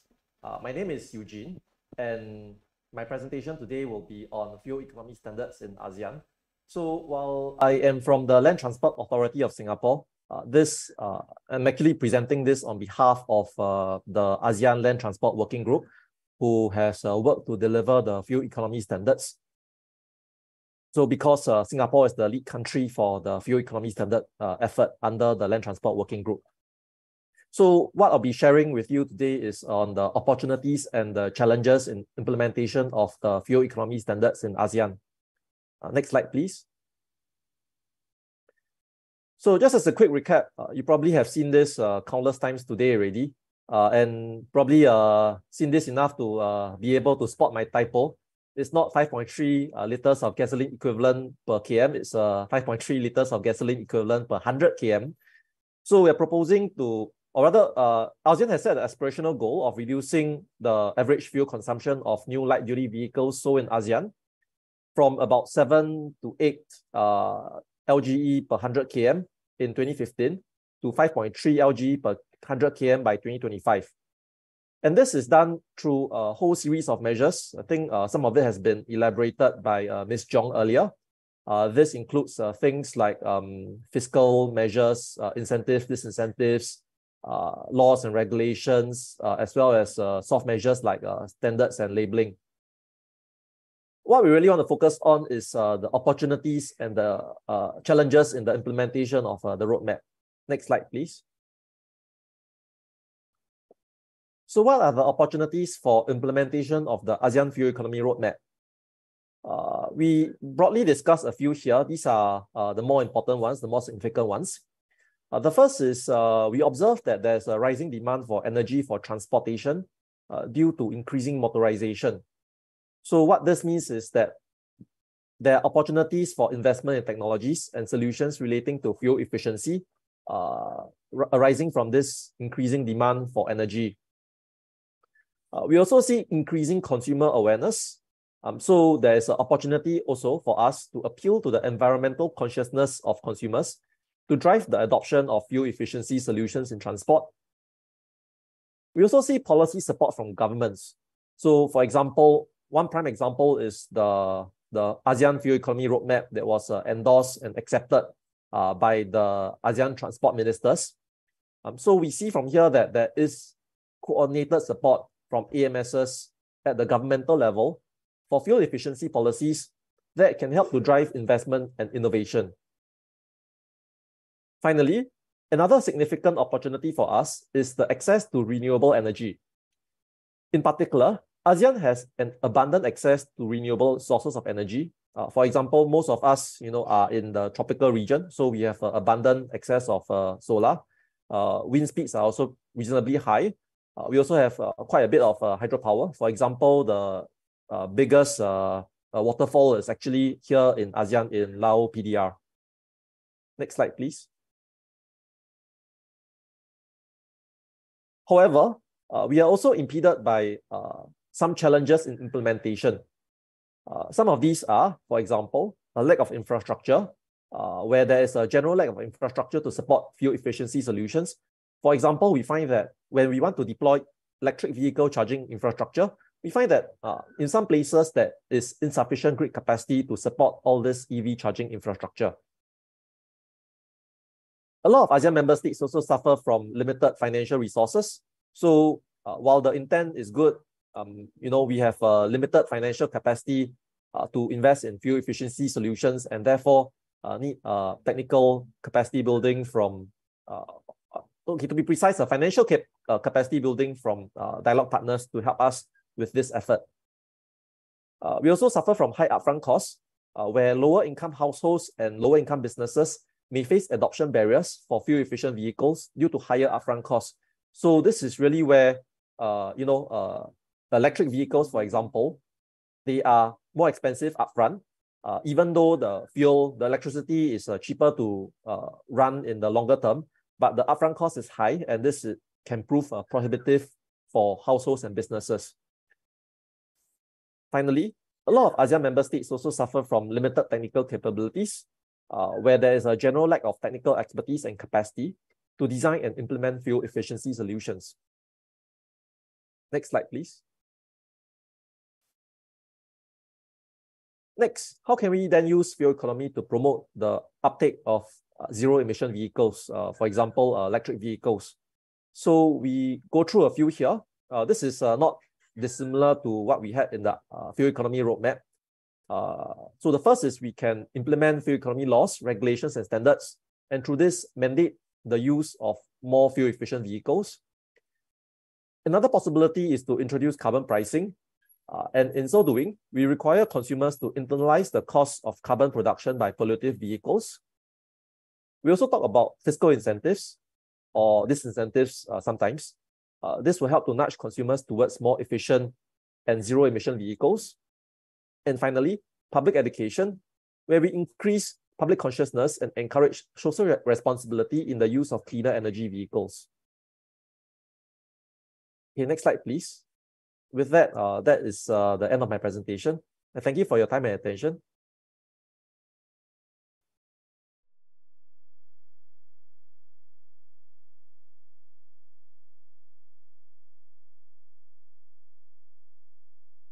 This fuel, efficiency or fuel standard, especially in the demand side. Singapore has been implementing road pricing quite long time. You have a second generations. Maybe you also heard what we are concluding in Jakarta recently. Maybe you monitor. So have you any something to say about this road pricing, especially also the low emission zone, something like that, to restrict? Yeah. Thank you, Professor. So for us, you're absolutely right that we are moving to second generation electronic road pricing. While the intention was for this to be a congestion-based charging mechanism, it sort of serves as a usage pricing for vehicles as well. So yes, it helps to price the usage of vehicles, because in Singapore we have this weird structure where, you know, consumers have to pay a high upfront cost to own vehicles. This is done through a certificate of entitlement mechanism. Basically, it's a quota system where, you know, drivers or motorists need to own a piece of paper, a piece of a quota before they can buy a vehicle. And because of that, a lot of motorists, they suffer from this, what we call a sunk cost fallacy. Sunk cost fallacy basically means that, you know, they think that, oh, I paid so much to even own a car in the first place, so I really need to use my car as much as possible to make my money's worth. Just for comparison, a car that will cost about, say, maybe about 20,000 US dollars in say Indonesia, right? If you come to Singapore, it will cost like 7 to 8 times the price, about 150,000 US dollars.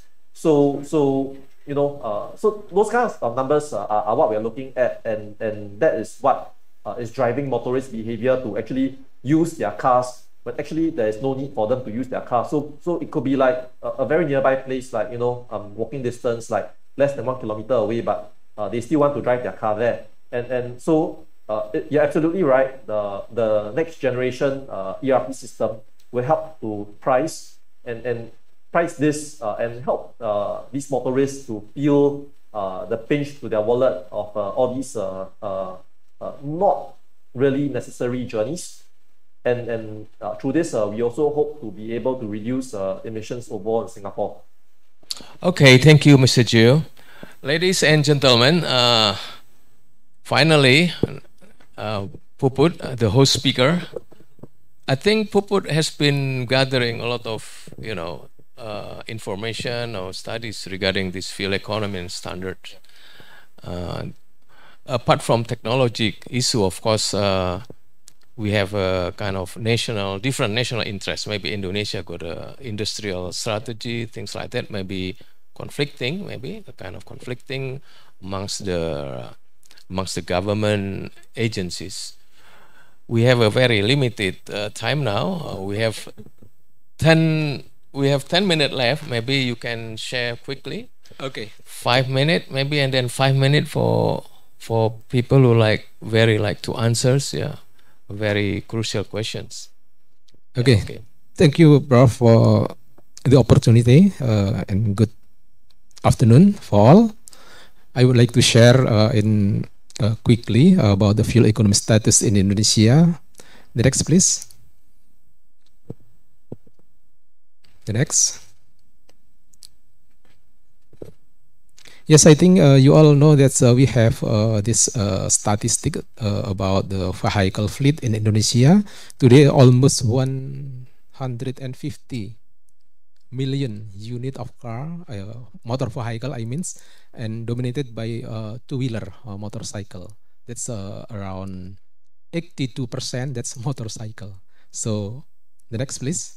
So you can imagine that's a lot of fuel that's just absorbed by a motorcycle.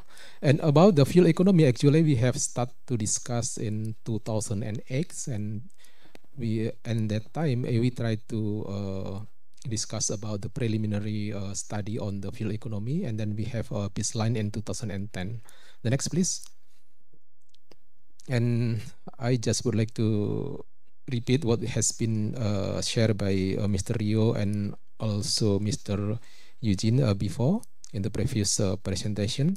That's in the left side is for ASEAN country, especially the target in 2025, and in the right side, that's the status in Indonesia. If we start from 2008, for instance, that's the number like that, and then improve the fuel economy in Indonesia. And you know also probably with a low cost green car that's with a 5 liter for 100 kilometers like that, but the mostly is still in average of 7 or 8 liter per 100 kilometers. The next please. And as I mentioned before, that's a lot of many motor vehicle. It's been also as a burden for fuel supply in Indonesia. On the other hand, this is also to be emission load, whatever that's for local air pollution and also greenhouse gas emission. And you can see in the slide that's the motorcycle absorb 38% of fuel in the country. And if we just talk about the gasoline motorcycle that absorb 69% of the gasoline. The next. And if you look at this slide, it's been if we do nothing, it's been in 2030 we will have a big number of CO2 from motor vehicle in Indonesia. So we must do something in relation to mitigate this. The next, please. I just would like to make a quick this presentation. If you want to know in detail, you can read in the slide that will be shared to you all. And I think the important thing this slide is how we can to make harmonize between energy and also the motor vehicle technology. So if we success to harmonize this, it's mean it's more easy how we can to address the climate crisis and also how we can to keep the economy resiliency through the transport and energy sectors. The next, please. And yes, this is fuel economy roadmap. Even this is still not binding by the government, but actually we have discussed, as I mentioned before, since 2008. And 2017, I think that's a good thing from the government that's established presidential decree number 22, the year 2017. That's we must set up the fuel economy standard at least in 2020, but this is 3 years after 2020.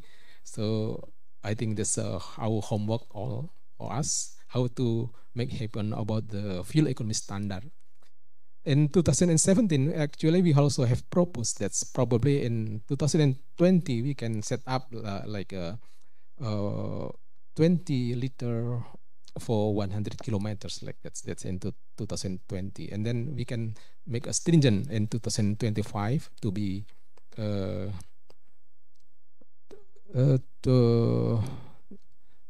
make a more efficient motor vehicle like that. The next, please. And I think this is the challenge.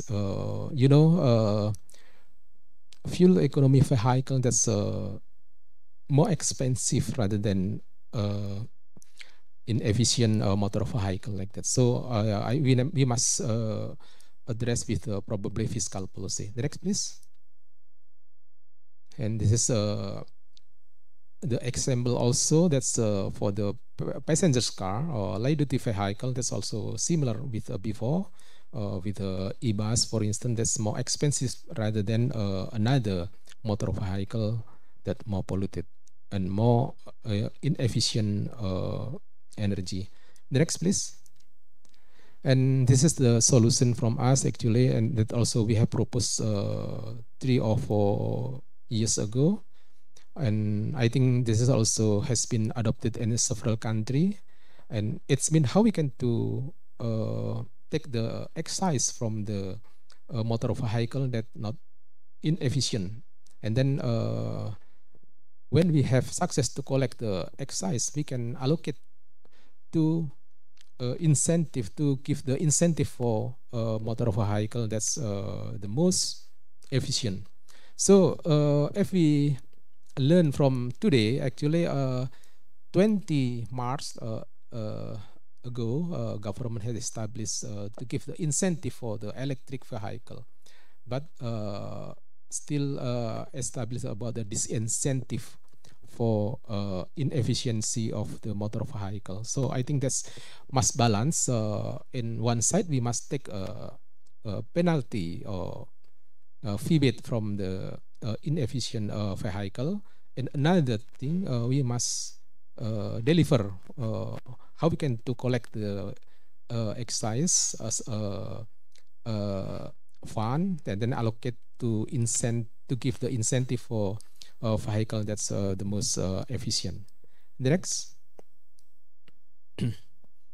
I think you can read this directly. This is the example how the effective of the rebate and rebate fiscal policy in relation to address the fuel economy vehicle like that. The next, I think we can, the next please. This is a benefit if we success to implement the fuel economy standard in Indonesia. It means in 2030, many economic benefit can be gained by the country, like from the health improvement and then production saving and also fuel or energy saving. The next, please.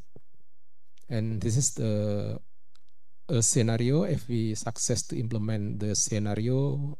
For instance, in 2020, we success to implement the fuel economy standard by 5 liter for 100 kilometers. It's mean we have success to reduce the greenhouse gas and also to make more efficient on the motor vehicle. And then we make a stringent in 2025 by 3.5 liter per 100 kilometers. And then we actually, yes, we can success to save the gasoline by 59 million kiloliter per year, and that's for gasoline. And for the diesel fuel, 56 million kiloliter per year. I think that's the benefit if we success to implement the fuel economy standard. I think that's all from my presentation. Hopefully we can start or we can accelerate on the legislation, because this is, as I mentioned before, that's this is a long process since 2008, and actually 3 years ago, Directorate Conservation, Energy Conservation also has intensive discussion for this, but the pandemic that's make discontinue that. Hopefully by this momentum we can start again, and then we can finalize fuel economy standard as the important thing, and if we want to improve the fuel economy vehicle. Thank you. Thank you, Puput. Yeah, I believe the most underlying principle is the so-called polluters pay principle, right? In this particular issue, fuel economy.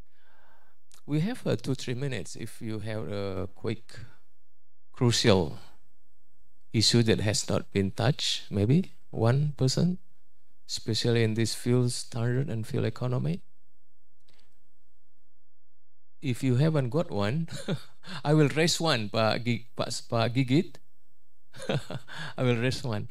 I think about transport sectors, there are a lot of simply speaking, only 3 strategy, right, for transport. Talking about this congestion, emission, and fuel consumption, whatever. That's it. First is whether to improve or to push more supply, right, in terms of transport, and then how to manage the behavior, maybe from EIA. I think they got the pictures also I saw this morning, but we haven't got time. Where is it going? Those behavior being implemented around the ASEAN, and then of course finally the master technology fix it, right?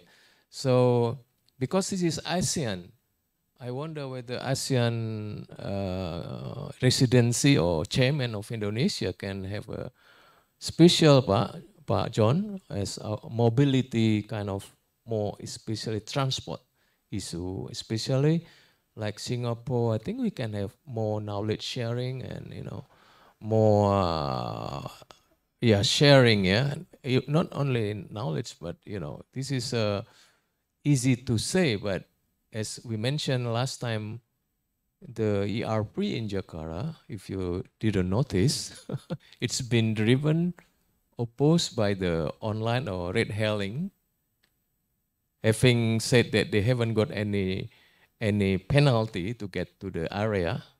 The red hailing is free, but they just say, we don't want it, So this is a very social marketing that has to be made. I wouldn't expect a country of certain country in ASEAN been what we call, been governed by, this is a post-truth, but truth and falsehood could be relatively, should be fair enough to be managed. So road pricing is really a good way to support this fuel economy, especially to implement the low emission zones like that.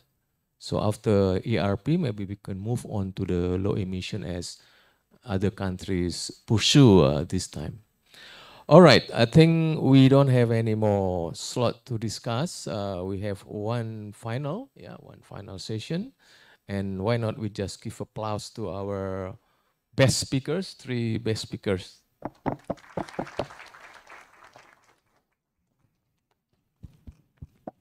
Thank you very much. Thank you very much, Professor Harun, for your excellent moderation, and to all speakers. Before that, may I kindly invite Dr. Nuki to please give token of appreciation to the moderator and speakers of this session.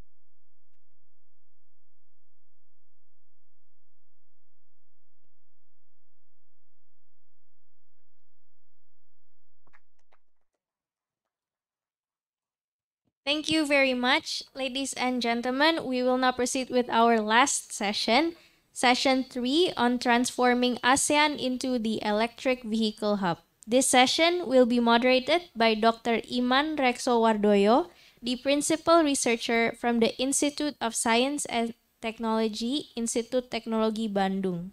Please, Dr. Iman, the floor is yours.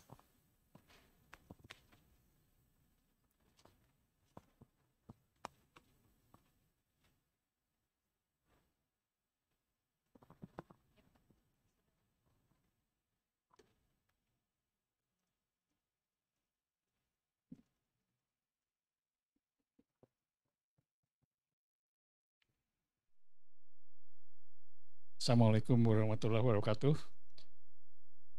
Okay, very good afternoon. And this is the last but not least, because the topic is very interesting. This is our challenge for ASEAN. But I contact by the committee, but the time is very limited because already extended for 1 hour. So I need to make a very compact but very useful. And I'm sorry, maybe I use the jacket because it's very, very cold. Yeah, and this is, we must cope this problem, because we discuss about efficiency and effective energy. So hopefully the hotel also can contribute, except the transportation. Okay, without ado, I will call 4 people, and as I hear from the committee, they have already here. So first, Mr. Edmund Araga from ASEAN, President of ASEAN Federation of Electric Vehicle Association, and Mr. Datu Denis Chua from Electric Vehicle Association Malaysia. Please come. And this is also my old friend, Pak Made Tangkas. So he is also my good friend since maybe 20 years ago. Also Pak Nuki, also Pak Puput, and I have a lot of people meet here. And the last but not least is Mr. Wisarut Maitasit. He's a professional engineer, Department of Alternative Energy Development and Efficiency from Thailand. So let's start, because time is very limited, because we must finish at 4:20. Okay. Okay, let's start with Mr. Edmund. Yes. Please give your presentation as. Good afternoon. Thank you very much. It is an honor and grateful to be part of this ASEAN ACE event, in that we prepared slide 5-minute short presentation. Me together with Dato Dennis Chua of Malaysia, representing ASEAN Federation of Electric Vehicle Associations, I would like to present before you the market overview. As you are aware of, it's like the same graph and data that the other early presenters from this morning up to the afternoon. But I want to make an update as to our association. Next slide, please. AFEBA was established, started in 2017 during the ASEAN EV Summit in the Philippines, wherein we invited over Malaysia, Thailand, and Singapore to form their own associations. And with this, these are our mission and vision as to cooperation between the development of the industry, and as to networking within the region with other member associations in promoting the industry. And then through this, we shared best practices and other relevant information regarding the industry, and would like to have some active participation on prospects on the summit, enhancing involvement on other even the academic chapters and the universities that are involved on our association, on sustainability and continuity of the association as an industry. And then we also would like, what we are aiming at is the exchange, establishing exchange student programs within the region to conceptualize and help each other's region or member countries to work together. At present, we are 4, but tomorrow we will be 5. Our announcement would be for tomorrow. Indonesia is now our new member under Periklindo. Mr. Ahmad here is present, and then tomorrow we'll have the official signing that Indonesia is now part of AFEBA.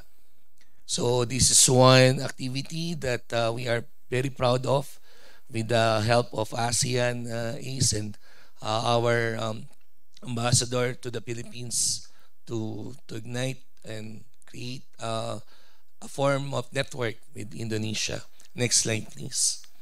What we are also working is our industry, especially our associations, work with the government. We are connected to different government sectors, from Department of Energy, Department of Transportation, and from other government agencies who are working with the programs and events that we may be able to reach and every people, especially on the market, as a group working towards the industry. Now, posting before you is the current the gathering of data that we got from our member countries, from Malaysia, Singapore. Next slide, please. Indonesia, Thailand, and Philippines.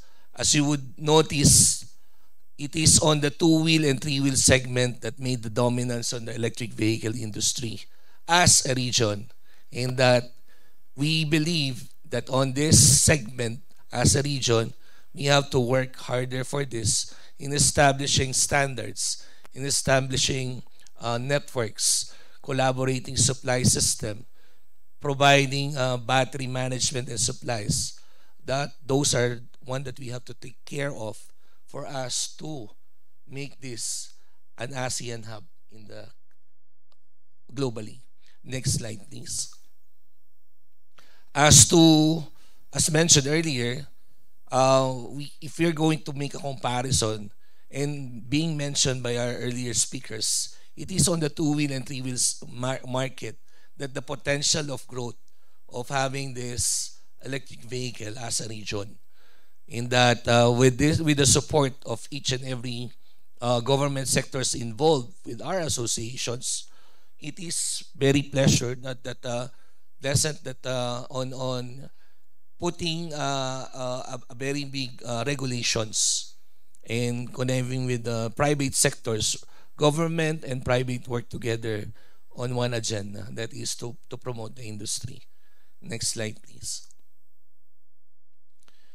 So, big market and increasing market share are into the two and three wheel, and that we believe that manufacturing capabilities are very important, and that there are a lot of users on the two and three wheel segment. We have to also consider the other ASEAN members, Myanmar, Cambodia, Brunei, Laos, and that we have to establish a very good opportunity in the industry, establishing the infrastructure as a whole. As a supply chain, each and every country has its own expertise. Major opportunity to grow local manufacturing.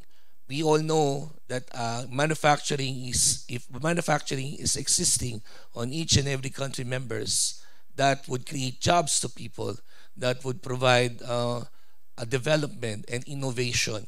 That would be a big key for us to roll out in promoting the industry. Next slide, please.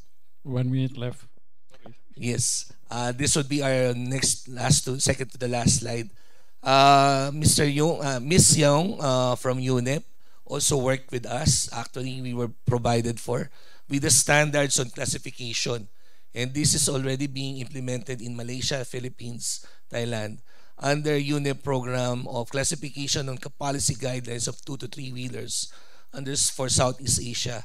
This is one activity that we have provided for with the help of Dr. Dennis Chua, who spearhead on this, establishing this circulation together with the other experts. We believe that we need to provide technical standards and regulation as a region, and to adapt these technical standards in the region, taking into account operational conditions, usage, industry capacity, and testing capability. Next slide. So, as mentioned, two-wheel and three-wheels has a strong contingency as to the importance of ASEAN e-mobility adoption, and classification standards is needed to establish and harmonize to facilitate adoption in industry development. And as a region, roadmaps and cooperation to ensure that ASEAN takes the lead on 2 3-wheel adoption and manufacturing is needed. We have to work together with the government, implementation, programs, events that would help catalyze the industry as a whole. Next slide, please. Thank you very much, and that ends my presentation. Thank you very much for the time. Also, it's very sharp. Okay, next is Dato. Silakan. Thank you. I'm from Malaysia. You can address me as Dennis, and I'm currently the treasurer of Aviva, and in Malaysia, Electric Vehicle Association Malaysia, I'm the chair right now. I would like to share is that we are very much focused on the E2W and E3W, especially electric two-wheelers. And electric two-wheelers for Malaysia, we established since 2012 is on the policy. The policy of either L1, L2, or L3. In Malaysia, we only adopt L3. Why? Because most of we don't have limitations on for two-wheelers to go on expressway, so we only implement L3. So in terms of electric two-wheelers, L3E, we start from the policy where we work very closely with all the ASEAN members, especially Philippines, Thailand, Singapore, whereby we also want to adopt the policy of rolling out the L3, the E2W to run on the legally to run on the road. So this is the first thing that we established. Of course, every government right now, you can see that not like before 2011, 2012, all our governments are going forward to implement electric vehicle. So electric two-wheelers, until today, we do not have a standard protocol like a charging protocol. We do not have the policy of recycle, how you recycle the battery. So 2012, we have policy. We go further to implement electric two-wheelers. We need to get not only the government, we need to get people that able to convince to convert to electric, whereby the combustion bike is already on the road. For instance, ASEAN countries alone, we have two-wheelers, a new vehicle, combustion vehicle. Every year is almost coming to about easily 10 to 13 million units. Especially Indonesia, we have the highest sales of two-wheelers. So these are the areas whereby why ASEAN is that we want to be able to combine together. It can be a make in ASEAN electric two-wheelers, and we can champion the electric two-wheelers in the ASEAN countries. Going forward, we need to invite more manufacturers, more R&D companies to venture into this industry. 10 years ago, we see that it's very, very hard for us to be able to even talk about electric. But today, we can see all governments, especially today, we are talking about action. Governments are actually putting a lot of efforts on promoting the tax exemption, the excise duty exemptions are all coming in. And right now you can see that even Indonesians are giving subsidies on electric two-wheelers. So our effort is to be able to roll out electric two-wheelers and electric two-wheelers. Of course, I can share more. I will leave.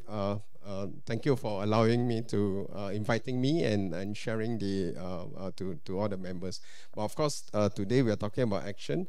We want to see that not only what we have achieved before, we want to achieve what is the tomorrow, not future, tomorrow. Maybe one point is that I right now wanted to push it to the government, whereby whether we can able to limit new registration of combustion two-wheelers. This is the next step that we want to push the government to implement it. Because when we talk about two-wheelers, we see that the two-wheelers increase is very, very slow. But every year combustions by increasing a lot. Last year alone, I think most of the country will experience like 20 to 30% increase. That is a lot. Malaysia alone, we always have about 450 to 500,000 units. But last year, the new registration is almost coming to 700,000 units. So if we don't take care of that, the electric growth is very slow, but the combustion increase is tremendous. So this is the next policy that we want to actually submit to the government. Thank you. Thank you, Dennis. It's on time. Okay, the next is in Indonesia, we should or usually call is beli. Beli made. Beli is a friendly call for Balinese. So please, beli made, you have a competency to talk about the hub, yeah, because you have a lot of experience in the hub in ASEAN. especially for Toyota. Okay, now how to in Indonesia or in ASEAN for EV? Thank you. Please. How many minutes? 5 minutes? Okay.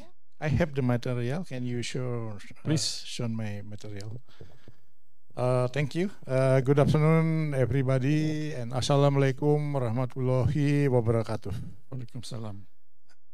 I hope in this short time I can tell, also can share to all of you why ASEAN can be a manufacturing hub for the electric vehicle. Yeah, I think this is very important for us today. What is the reason why we can be? Oh, okay. Next slide. Next. Okay. Basically, as already mentioned by the two friends here, that's about the ASEAN market of the electric vehicle. I believe this is we will start from the demand. Yeah, what is the demand of our the market demand in the ASEAN, particularly if we look in the first or six countries, which in ASEAN have the manufacturing and also have the sourcing and managing the demand and supply from these 6 countries. I believe this is also one of these the most important thing, how to fulfill the demand. Therefore, we should prepare the supply. And in conjunction with this supply and demand, we need to consider later what is the resources we have in ASEAN.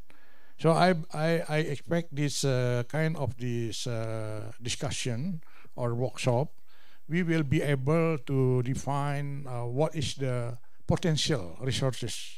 Particularly if in Indonesia, you all of you know well, we have the material, yeah, from the nickel, cobalt, mangan as the battery of the electric vehicle, as well as the motor, electric motor, and the battery system and battery management, including the PCU inverter.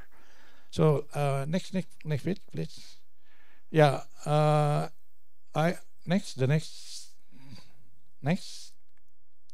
Yeah, as we aware from this morning in this occasion, we talk about the policy in Indonesia. All of you know well, we have the low cost and green car since 2015, and also we have the low carbon emission vehicle program, as well as in 2019 by the President Decree number 55, we have the battery electric vehicle program. So this is very important for us also in the ASEAN, have the same policy, same direction, how to utilize such kind of the automotive product for four-wheel, truck, bus, as well as the two-wheel, also for the other transportation, such kind of the sea transportation and air transportation. So if we look for the stream industry, upstream industry, so we consider also the energy. What is the energy we can provide for this electrified vehicle, for this electric vehicle? So of course, recently we talk about the battery. But in the future, also soon we come to the hydrogen and also the other more advanced technology. Next, please. And also in ASEAN, we recognize that started from the 2015, every country, mainly here the 6th or 5th countries, already delivered their policies and program for the electrified vehicle. Such kind of hybrid and also the battery electric vehicle. Next. And I do believe the most important thing is we should build the ecosystem, the EV ecosystem. So I will not explain in detail because of time. This is very important for thinking from the upstream industry to the downstream industry, as well as to customer services related with the charging, battery charging, and also the territory, the area which we can provide for our customers. Next, please. Yeah, Indonesia, we already implemented this. Of course, as you know, where some product from Korea have indent 1 year for the electric, and also from sooner or later also from Japan and from China, and also the we have the plan also in Indonesia to build the Indonesian principle. This is also the most important for ASEAN country, not only relate to the global principle, but also how do you prepare, how do you make for the benefit, for the profit for your country, your people in your own country. This is also the good thing. And we have, I as president of Indonesian Automotive Institute have several times discussed with the Mari from Malaysia, with Pak Datuk, maybe Datuk Madani, yeah, and then also with the Thailand Automotive Institute. Also, we would like to make the sort kind of the community, also to give the what is the real practice, what is the real facility we can provide for the people of the ASEAN. Okay, next, please. Yeah, I think the talk about the battery and also talk about the sourcing. Indonesian the most country for the sourcing for the nickel. Yeah, of course we need some processing. We will extend to this Indonesian business and industry development. Next, please. Yeah, you can see here also which area is the most mining for the mineral, for the nickel, cobalt, and mangan. I think this is also important to obtain later in some area, the smelter, and of course from the become the precursor and cell, and this battery module, as well as to be the assembling of the electric vehicle. Then this is the most important for us is how to work with the other ASEAN countries, such kind of Thailand, Malaysia, Philippines, or Vietnam, to make that kind of this discussion and allocate with industry the most advantage, the most benefit for our own area. So, okay, please, the next bit. Yeah, next. Yeah, in conjunction with the business and industry, we need to also later talk with the investor, and then what is the product champion and what is the business model we can offer to our business and industry, from the principal company, assembler, and supplier, three core of technology, and as well as to customer for the charging. Next, please. Yeah, Indonesian having some study and progress from design, prototype, and test, and of course also manufacture some product in Indonesia. Yeah, this has become the central of automotive electric vehicle in ASEAN. Yeah. Please support by our other countries how to make the Indonesian with the big potentiality, and we can do Indonesia, and of course we'll cooperate with other country, and with the collaboration in some country making another product, Indonesia making one of the product, and also we vice versa. We can do such kind of this business. Next. Yeah, this is I think the planning and the preparation of the BEV technology. Next slide. Next slide, please. Yeah, as I mentioned, we have been cooperating with the other ASEAN, of course, also with the Gaikindo, Perklindo in Indonesia, yeah? And many businessmen and industry practitioners already talking for this, how to make the EV happen in Indonesia and in ASEAN. Because all of you aware, maybe this is the sources limited. Yeah, the sources is limited. Maybe 10 years. Yeah, from now on. After that, will be over. Move to the other technology. Yeah, we work with the government, of course. As today, this very good workshop, and this workshop, I hope we will be able to execute later, yeah, to implement later. So this morning, this afternoon, I talked to Pak Sigits, yeah, and Pak Nuki, how to later change these activities, not FGD, but FGA, focus group action, yeah. We can define in ASEAN community one by one and make a program and schedule and person in charge and what the matter or the item, and we can execute one by one. So I think that was my presentation today. Thank you. I hope all of you can cooperate with our program, yeah, Indonesia. Thank you. Thank you. Wassalamualaikum warahmatullahi wabarakatuh. Waalaikumsalam. Thank you, Pak Made. Next is Mr. Wisarut. Please, 5 minutes. Yep, thank you. Can I have my presentation up, please?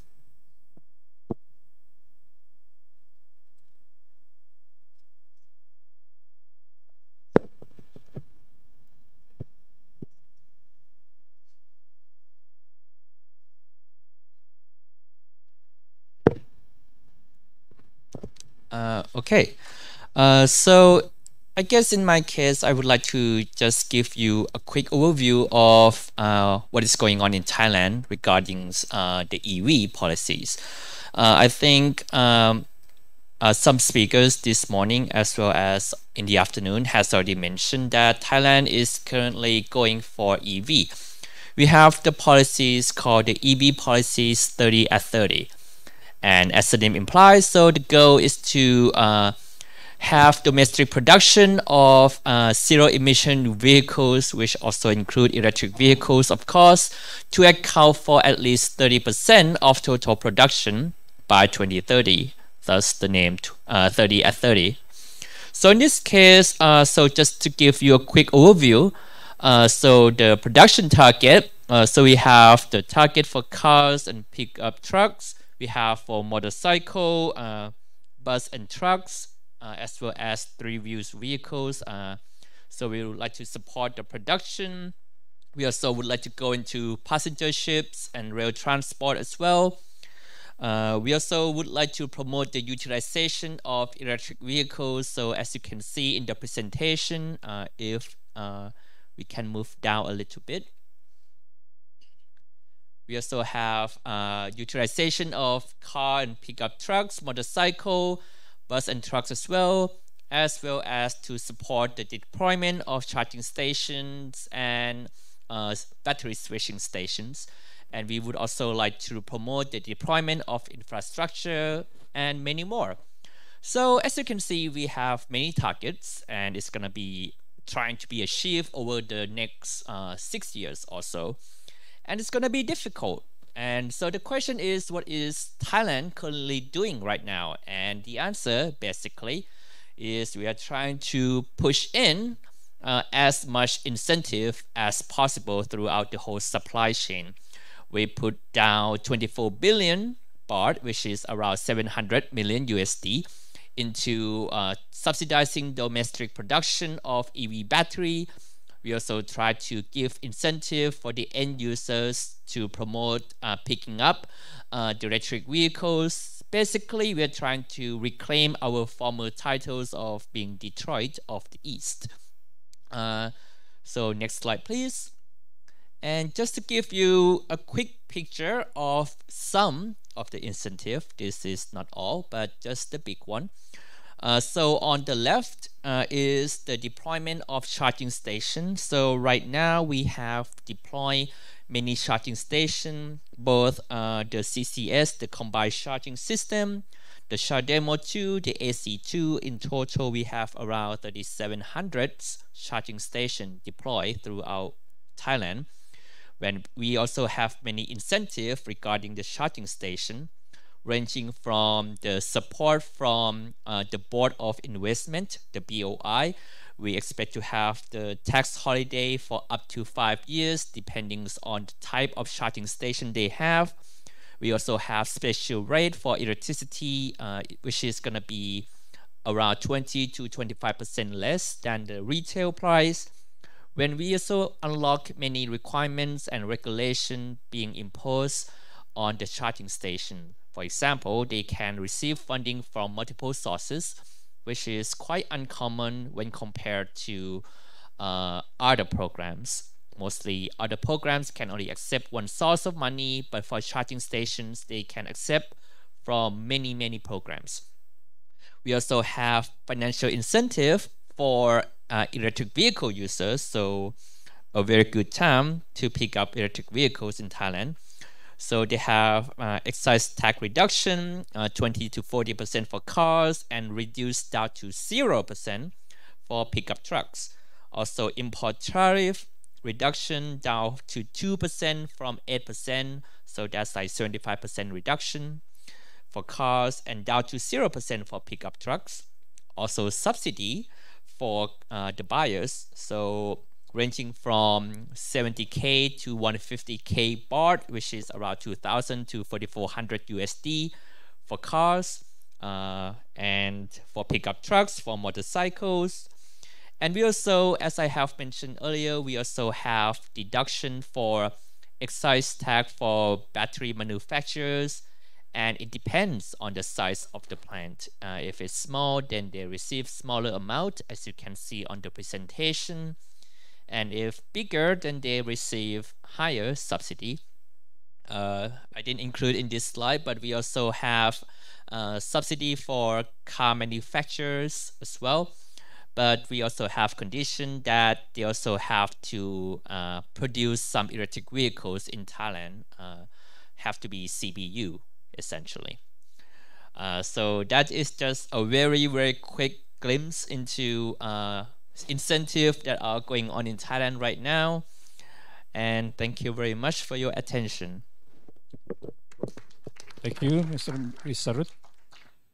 Okay, the next, I have some question given by the committee, and it should be answered by the panelists. And I think it's very important to the topic. Yeah. So the discussion topic question is how to realize and expand the potential of transforming ASEAN into an EV hub. And what would be the role of the government and the private sector? Okay, that's the first question. Maybe you have some idea, please give your, because you have a lot of experience about this. So, but it's the next level to become hub, not only use, but hub to produce and so on. We have to also consider the harmonization between regions on the ASEAN level, that we have to work together, as mentioned earlier by our speaker, that it has to have some categories on what would be the limits and the capabilities are of each and every country members that can produce off, and that through that we could do harmonization of what we can produce as a region. And through this, if there are some standards, regulations that is being implemented by the government, not focusing only on the subsidies, on incentives, but more so on how we proliferate and address all concerns that is in prioritizing the industry itself, from the supply chain as to from ground up, then we can work together as a region. And harmonious relationship between private sectors or private stakeholders and the government is very essential, in that we have to work together on one direction, which is to address the concern of the industry. That's how we see fit on how we can work together as an industry. Thank you. For me, I would like to share is that make in ASEAN. We have to really focus into make in ASEAN, especially on the electric two-wheelers or electric three-wheelers. We do have very good manufacturers. In order for us to gear ourselves up, is that we need not only a manufacturers, we need to gear ourselves up to become a development and also put in research. We are not alone here. The government incentive itself is already very encouraging. Second is that why there are more and more companies, not only in the automotive sector, is because ESG already become a priority in every government movement. So, for instance, there are a lot of all this information never been shared or never been put up to the public. For instance, if it's a two-wheelers, every day if you run 100 kilometers per day, you're talking about since our power, our electricity are still coming from coal. Of course, we are going for energy efficiency. Those electricities those 100 kilometers that you are using, immediately that you convert to electric, you are easily avoiding 7 kilo of CO2 emitting to the air. This is something that people don't see it because emitting to the air, but it's already very, very polluted. So with this, everyone in the industry should take advantage of the growth of this electric vehicle, especially the two-wheelers, whereby we lack of industry to participate to manufacture the product. We see that this couple of years, we can see that there are already numbers increasing for two-wheelers, but we do not have a quality products. So we have expertise, we have talent, but we lack of the commitment because they see that the volume is not there. The profit doesn't show that whether they can make profit immediately. But this is a plan, it's a long-term plan that will beneficial to industry.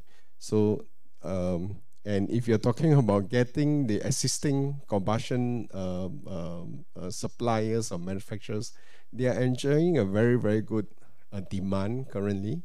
It's not easy for them to participate into our electric two-wheelers. But I see that it's something that government is already putting an effort. The World Organization is already putting an effort. Today, everyone here is putting an effort. So please share this out that we need to have a product which is made in ASEAN. Thank you. Thank you. Pak Made, please add it also with your experience how to make a good chain management in ASEAN, because you have experience about that. Yeah, I have been experiencing for the ASEAN and also automotive dialogue in the Asia Pacific since 2010, 2009. So I think from today, as I mentioned, from the Thailand is very advanced countries in ASEAN, to get the investor and also to prepare such kind of this policy incentive. That is very good. We should later, I think today is still the first step. Yeah, we need to 10 or 100 steps later. So if you don't mind, we can offer here with the Thailand, to make this team, how to implement, and also of course the Malaysia, MARI, and also the Association of Electric Vehicle Federation Association. Yeah, I think this is very, very important, Pak Imam. And of course in Indonesia we have a lot of vehicle in terms of the two wheel. Yeah, there are 52 principal. brand, yeah, very, and also through the four wheel, just 3 or 4, yeah, no, in Indonesia. Of course, this is still without local principle. We have many local principle. Still, still need more to embrace them to be the one team, yeah, setting like consortium or collaboration with them. Yeah, of course, this is not only country by country, but in internal country, but also later country by country. This is also we expect in today meeting, we can set up the team of the ASEAN. Maybe Pak Nuki, team of the ASEAN from ASEAN Secretary and as well as the consortium of the ASEAN. Yeah, after that we can define what is the model, champion model or champion product we need to obtain to our ASEAN people. And then the other thing, we need to map also the what is our capability. For the electric paid vehicle, as mentioned from Thailand, there are 2,000 or 1,000 more the vendor, yeah, maybe can support. And I heard from Japan, no come from Japan, China, also from USA come to Thailand, right? That is also one of the we need to discuss later. That of course the material we have in Indonesia, yeah, and also the market is big in Indonesia, 270 million. How to cope with this? Also the ASEAN have 150 million people, ya Pak ya, Pak Nuki, 600 million population. 670. Oh, that is also the big market, right? So today, this is still not FGA. Yeah, okay, we still thinking about the workshop or seminar, but later on we need to think about the focus group action, how to realize, how to make the ASEAN market for the people of ASEAN prosperity, for the people of ASEAN business and business owners, and then also for the people of the ASEAN industry development. I think that's what. Thank you. Thank you. Thank you, Pak Made. Next, Mr. Wisarut. Thank you very much. So I completely agree with all what the speakers have mentioned earlier, be it having to attract investment, deployment of manufacturers in the ASEAN community, as well as try to promote the two-wheelers because those are quite predominant in the ASEAN communities. Just to add on to that, so one of the things that I would like to talk about is in order to make sure that manufacturers would like to invest in the ASEAN community, we also have to create demand inside the ASEAN region itself. And in that case, so there are many things that we would have to do. So one of the things would be how to make sure that the consumer doubts on the feasibility of electric vehicles are satisfied. So for example, one of the thing that people might be afraid about is the infrastructure. For example, if you buy electric vehicles, then if you have to travel long distance, then how would you do? Do we have enough charging station along our countries? Do we have the infrastructure that support fast charging, for example? And I think that is something that the government would need to support. Or something simple like maintenance and repair of cars. I believe that in many ASEAN countries, Thailand included, when you want to repair cars, sometimes you don't go to the center. Maybe you would go to your local mechanics. And in that case, it is very essential that we reskill and upskill those mechanics so that they are able to support the repair or the maintenance of electric vehicles. So those are something that we have to talk about. And once the demand are created, I think using the economy of scale, maybe the cost of the electric vehicles would come down.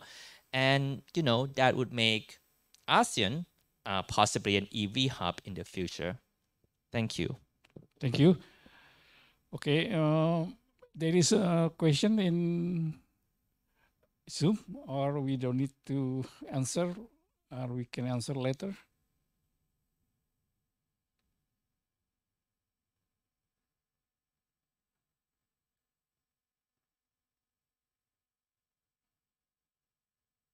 Because maybe they also have some comment.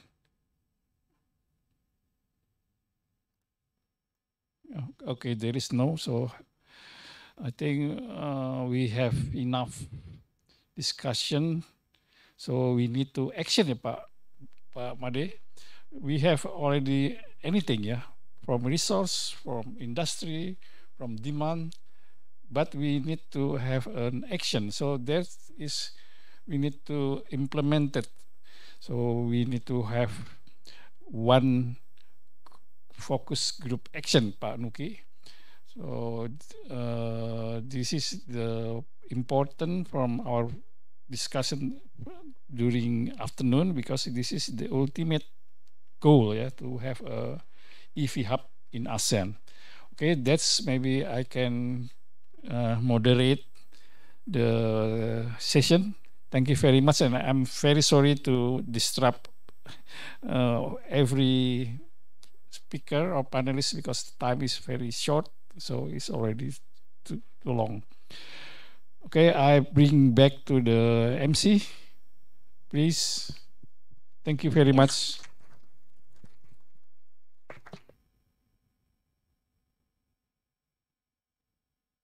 Thank you very much, Dr. Iman, and to all panelists for the wonderful session. I think despite the time, we got many valuable insights from all of you.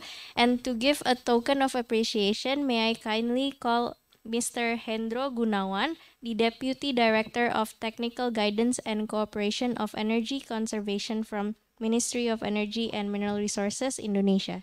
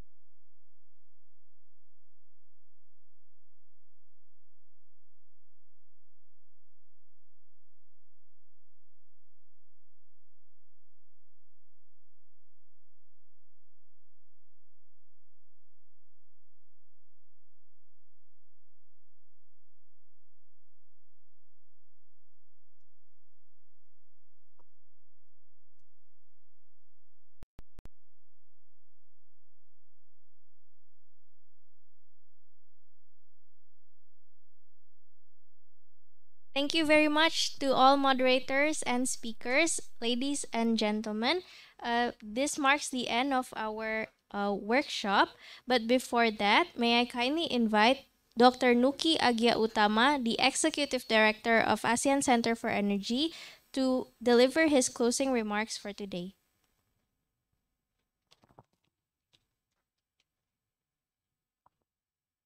Challenging to close this session. It's been a whole day. Thank you very much. Again, colleague from the Ministry of Energy and Mineral Resources of Indonesia. Pak Indro, thank you for staying with us until this late afternoon. And we'd like to thank Dr. Pompan, the Senior Professional Electrical Engineering, Energy Regulation and Conservation Division, Department of Alternative Energy Development and Efficiency, Thailand, as also as a chair of ENC. As I said, thank you. We have a very interesting discussion today.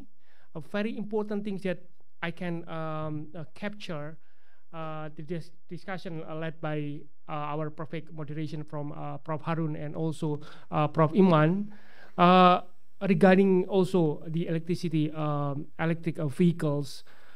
We all know that copper, cobalt, lithium, the resources is coming from various countries, Chile, Australia, Indonesia, name it, nickels from Indonesia. But most of those processes is only coming from one country. So those are some homework that our region need also to be considered with. We know that we can be as a hub of electric vehicles. We know that we are rich of resources from bioenergy. We can supply or we can export our bioresources. But if the technology of those we are not mastering, then it means nothing. So looking forward on providing the technology within our region is one of very important homework for us. I do agree with all of the panelists that we really need to increase our capacity buildings. We need to increase our investment on providing those technology for the future. So I think we all agree on that. To conclude, I hope that the information and best practices disseminated in this workshop can serve as a modality for policymakers or private sectors to replicate and or enhance their energy efficiency and conservation policies and measures in the transportation sectors. And in turn, enhancing energy security, because energy security is important right now, and also, most importantly, the energy which is affordable. Because in this economic growth, in these centuries, we do not have any privilege on the hydrocarbon economic.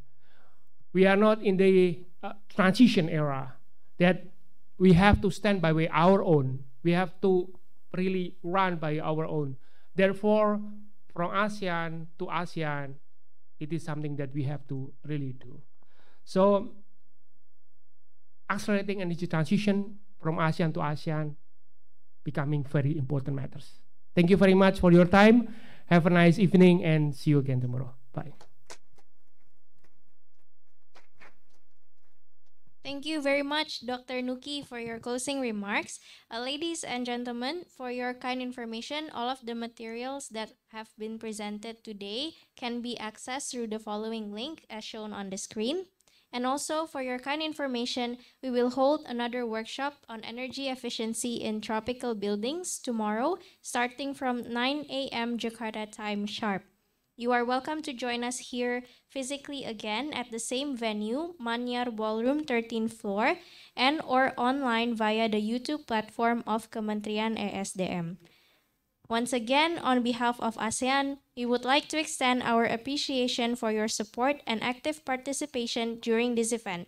Wishing you all a great and productive evening at the ASEAN Workshop in Transportation Sector as part of the 27 Energy Efficiency and Conservation Subsector Network associated meetings. Thank you very much and good evening to you all.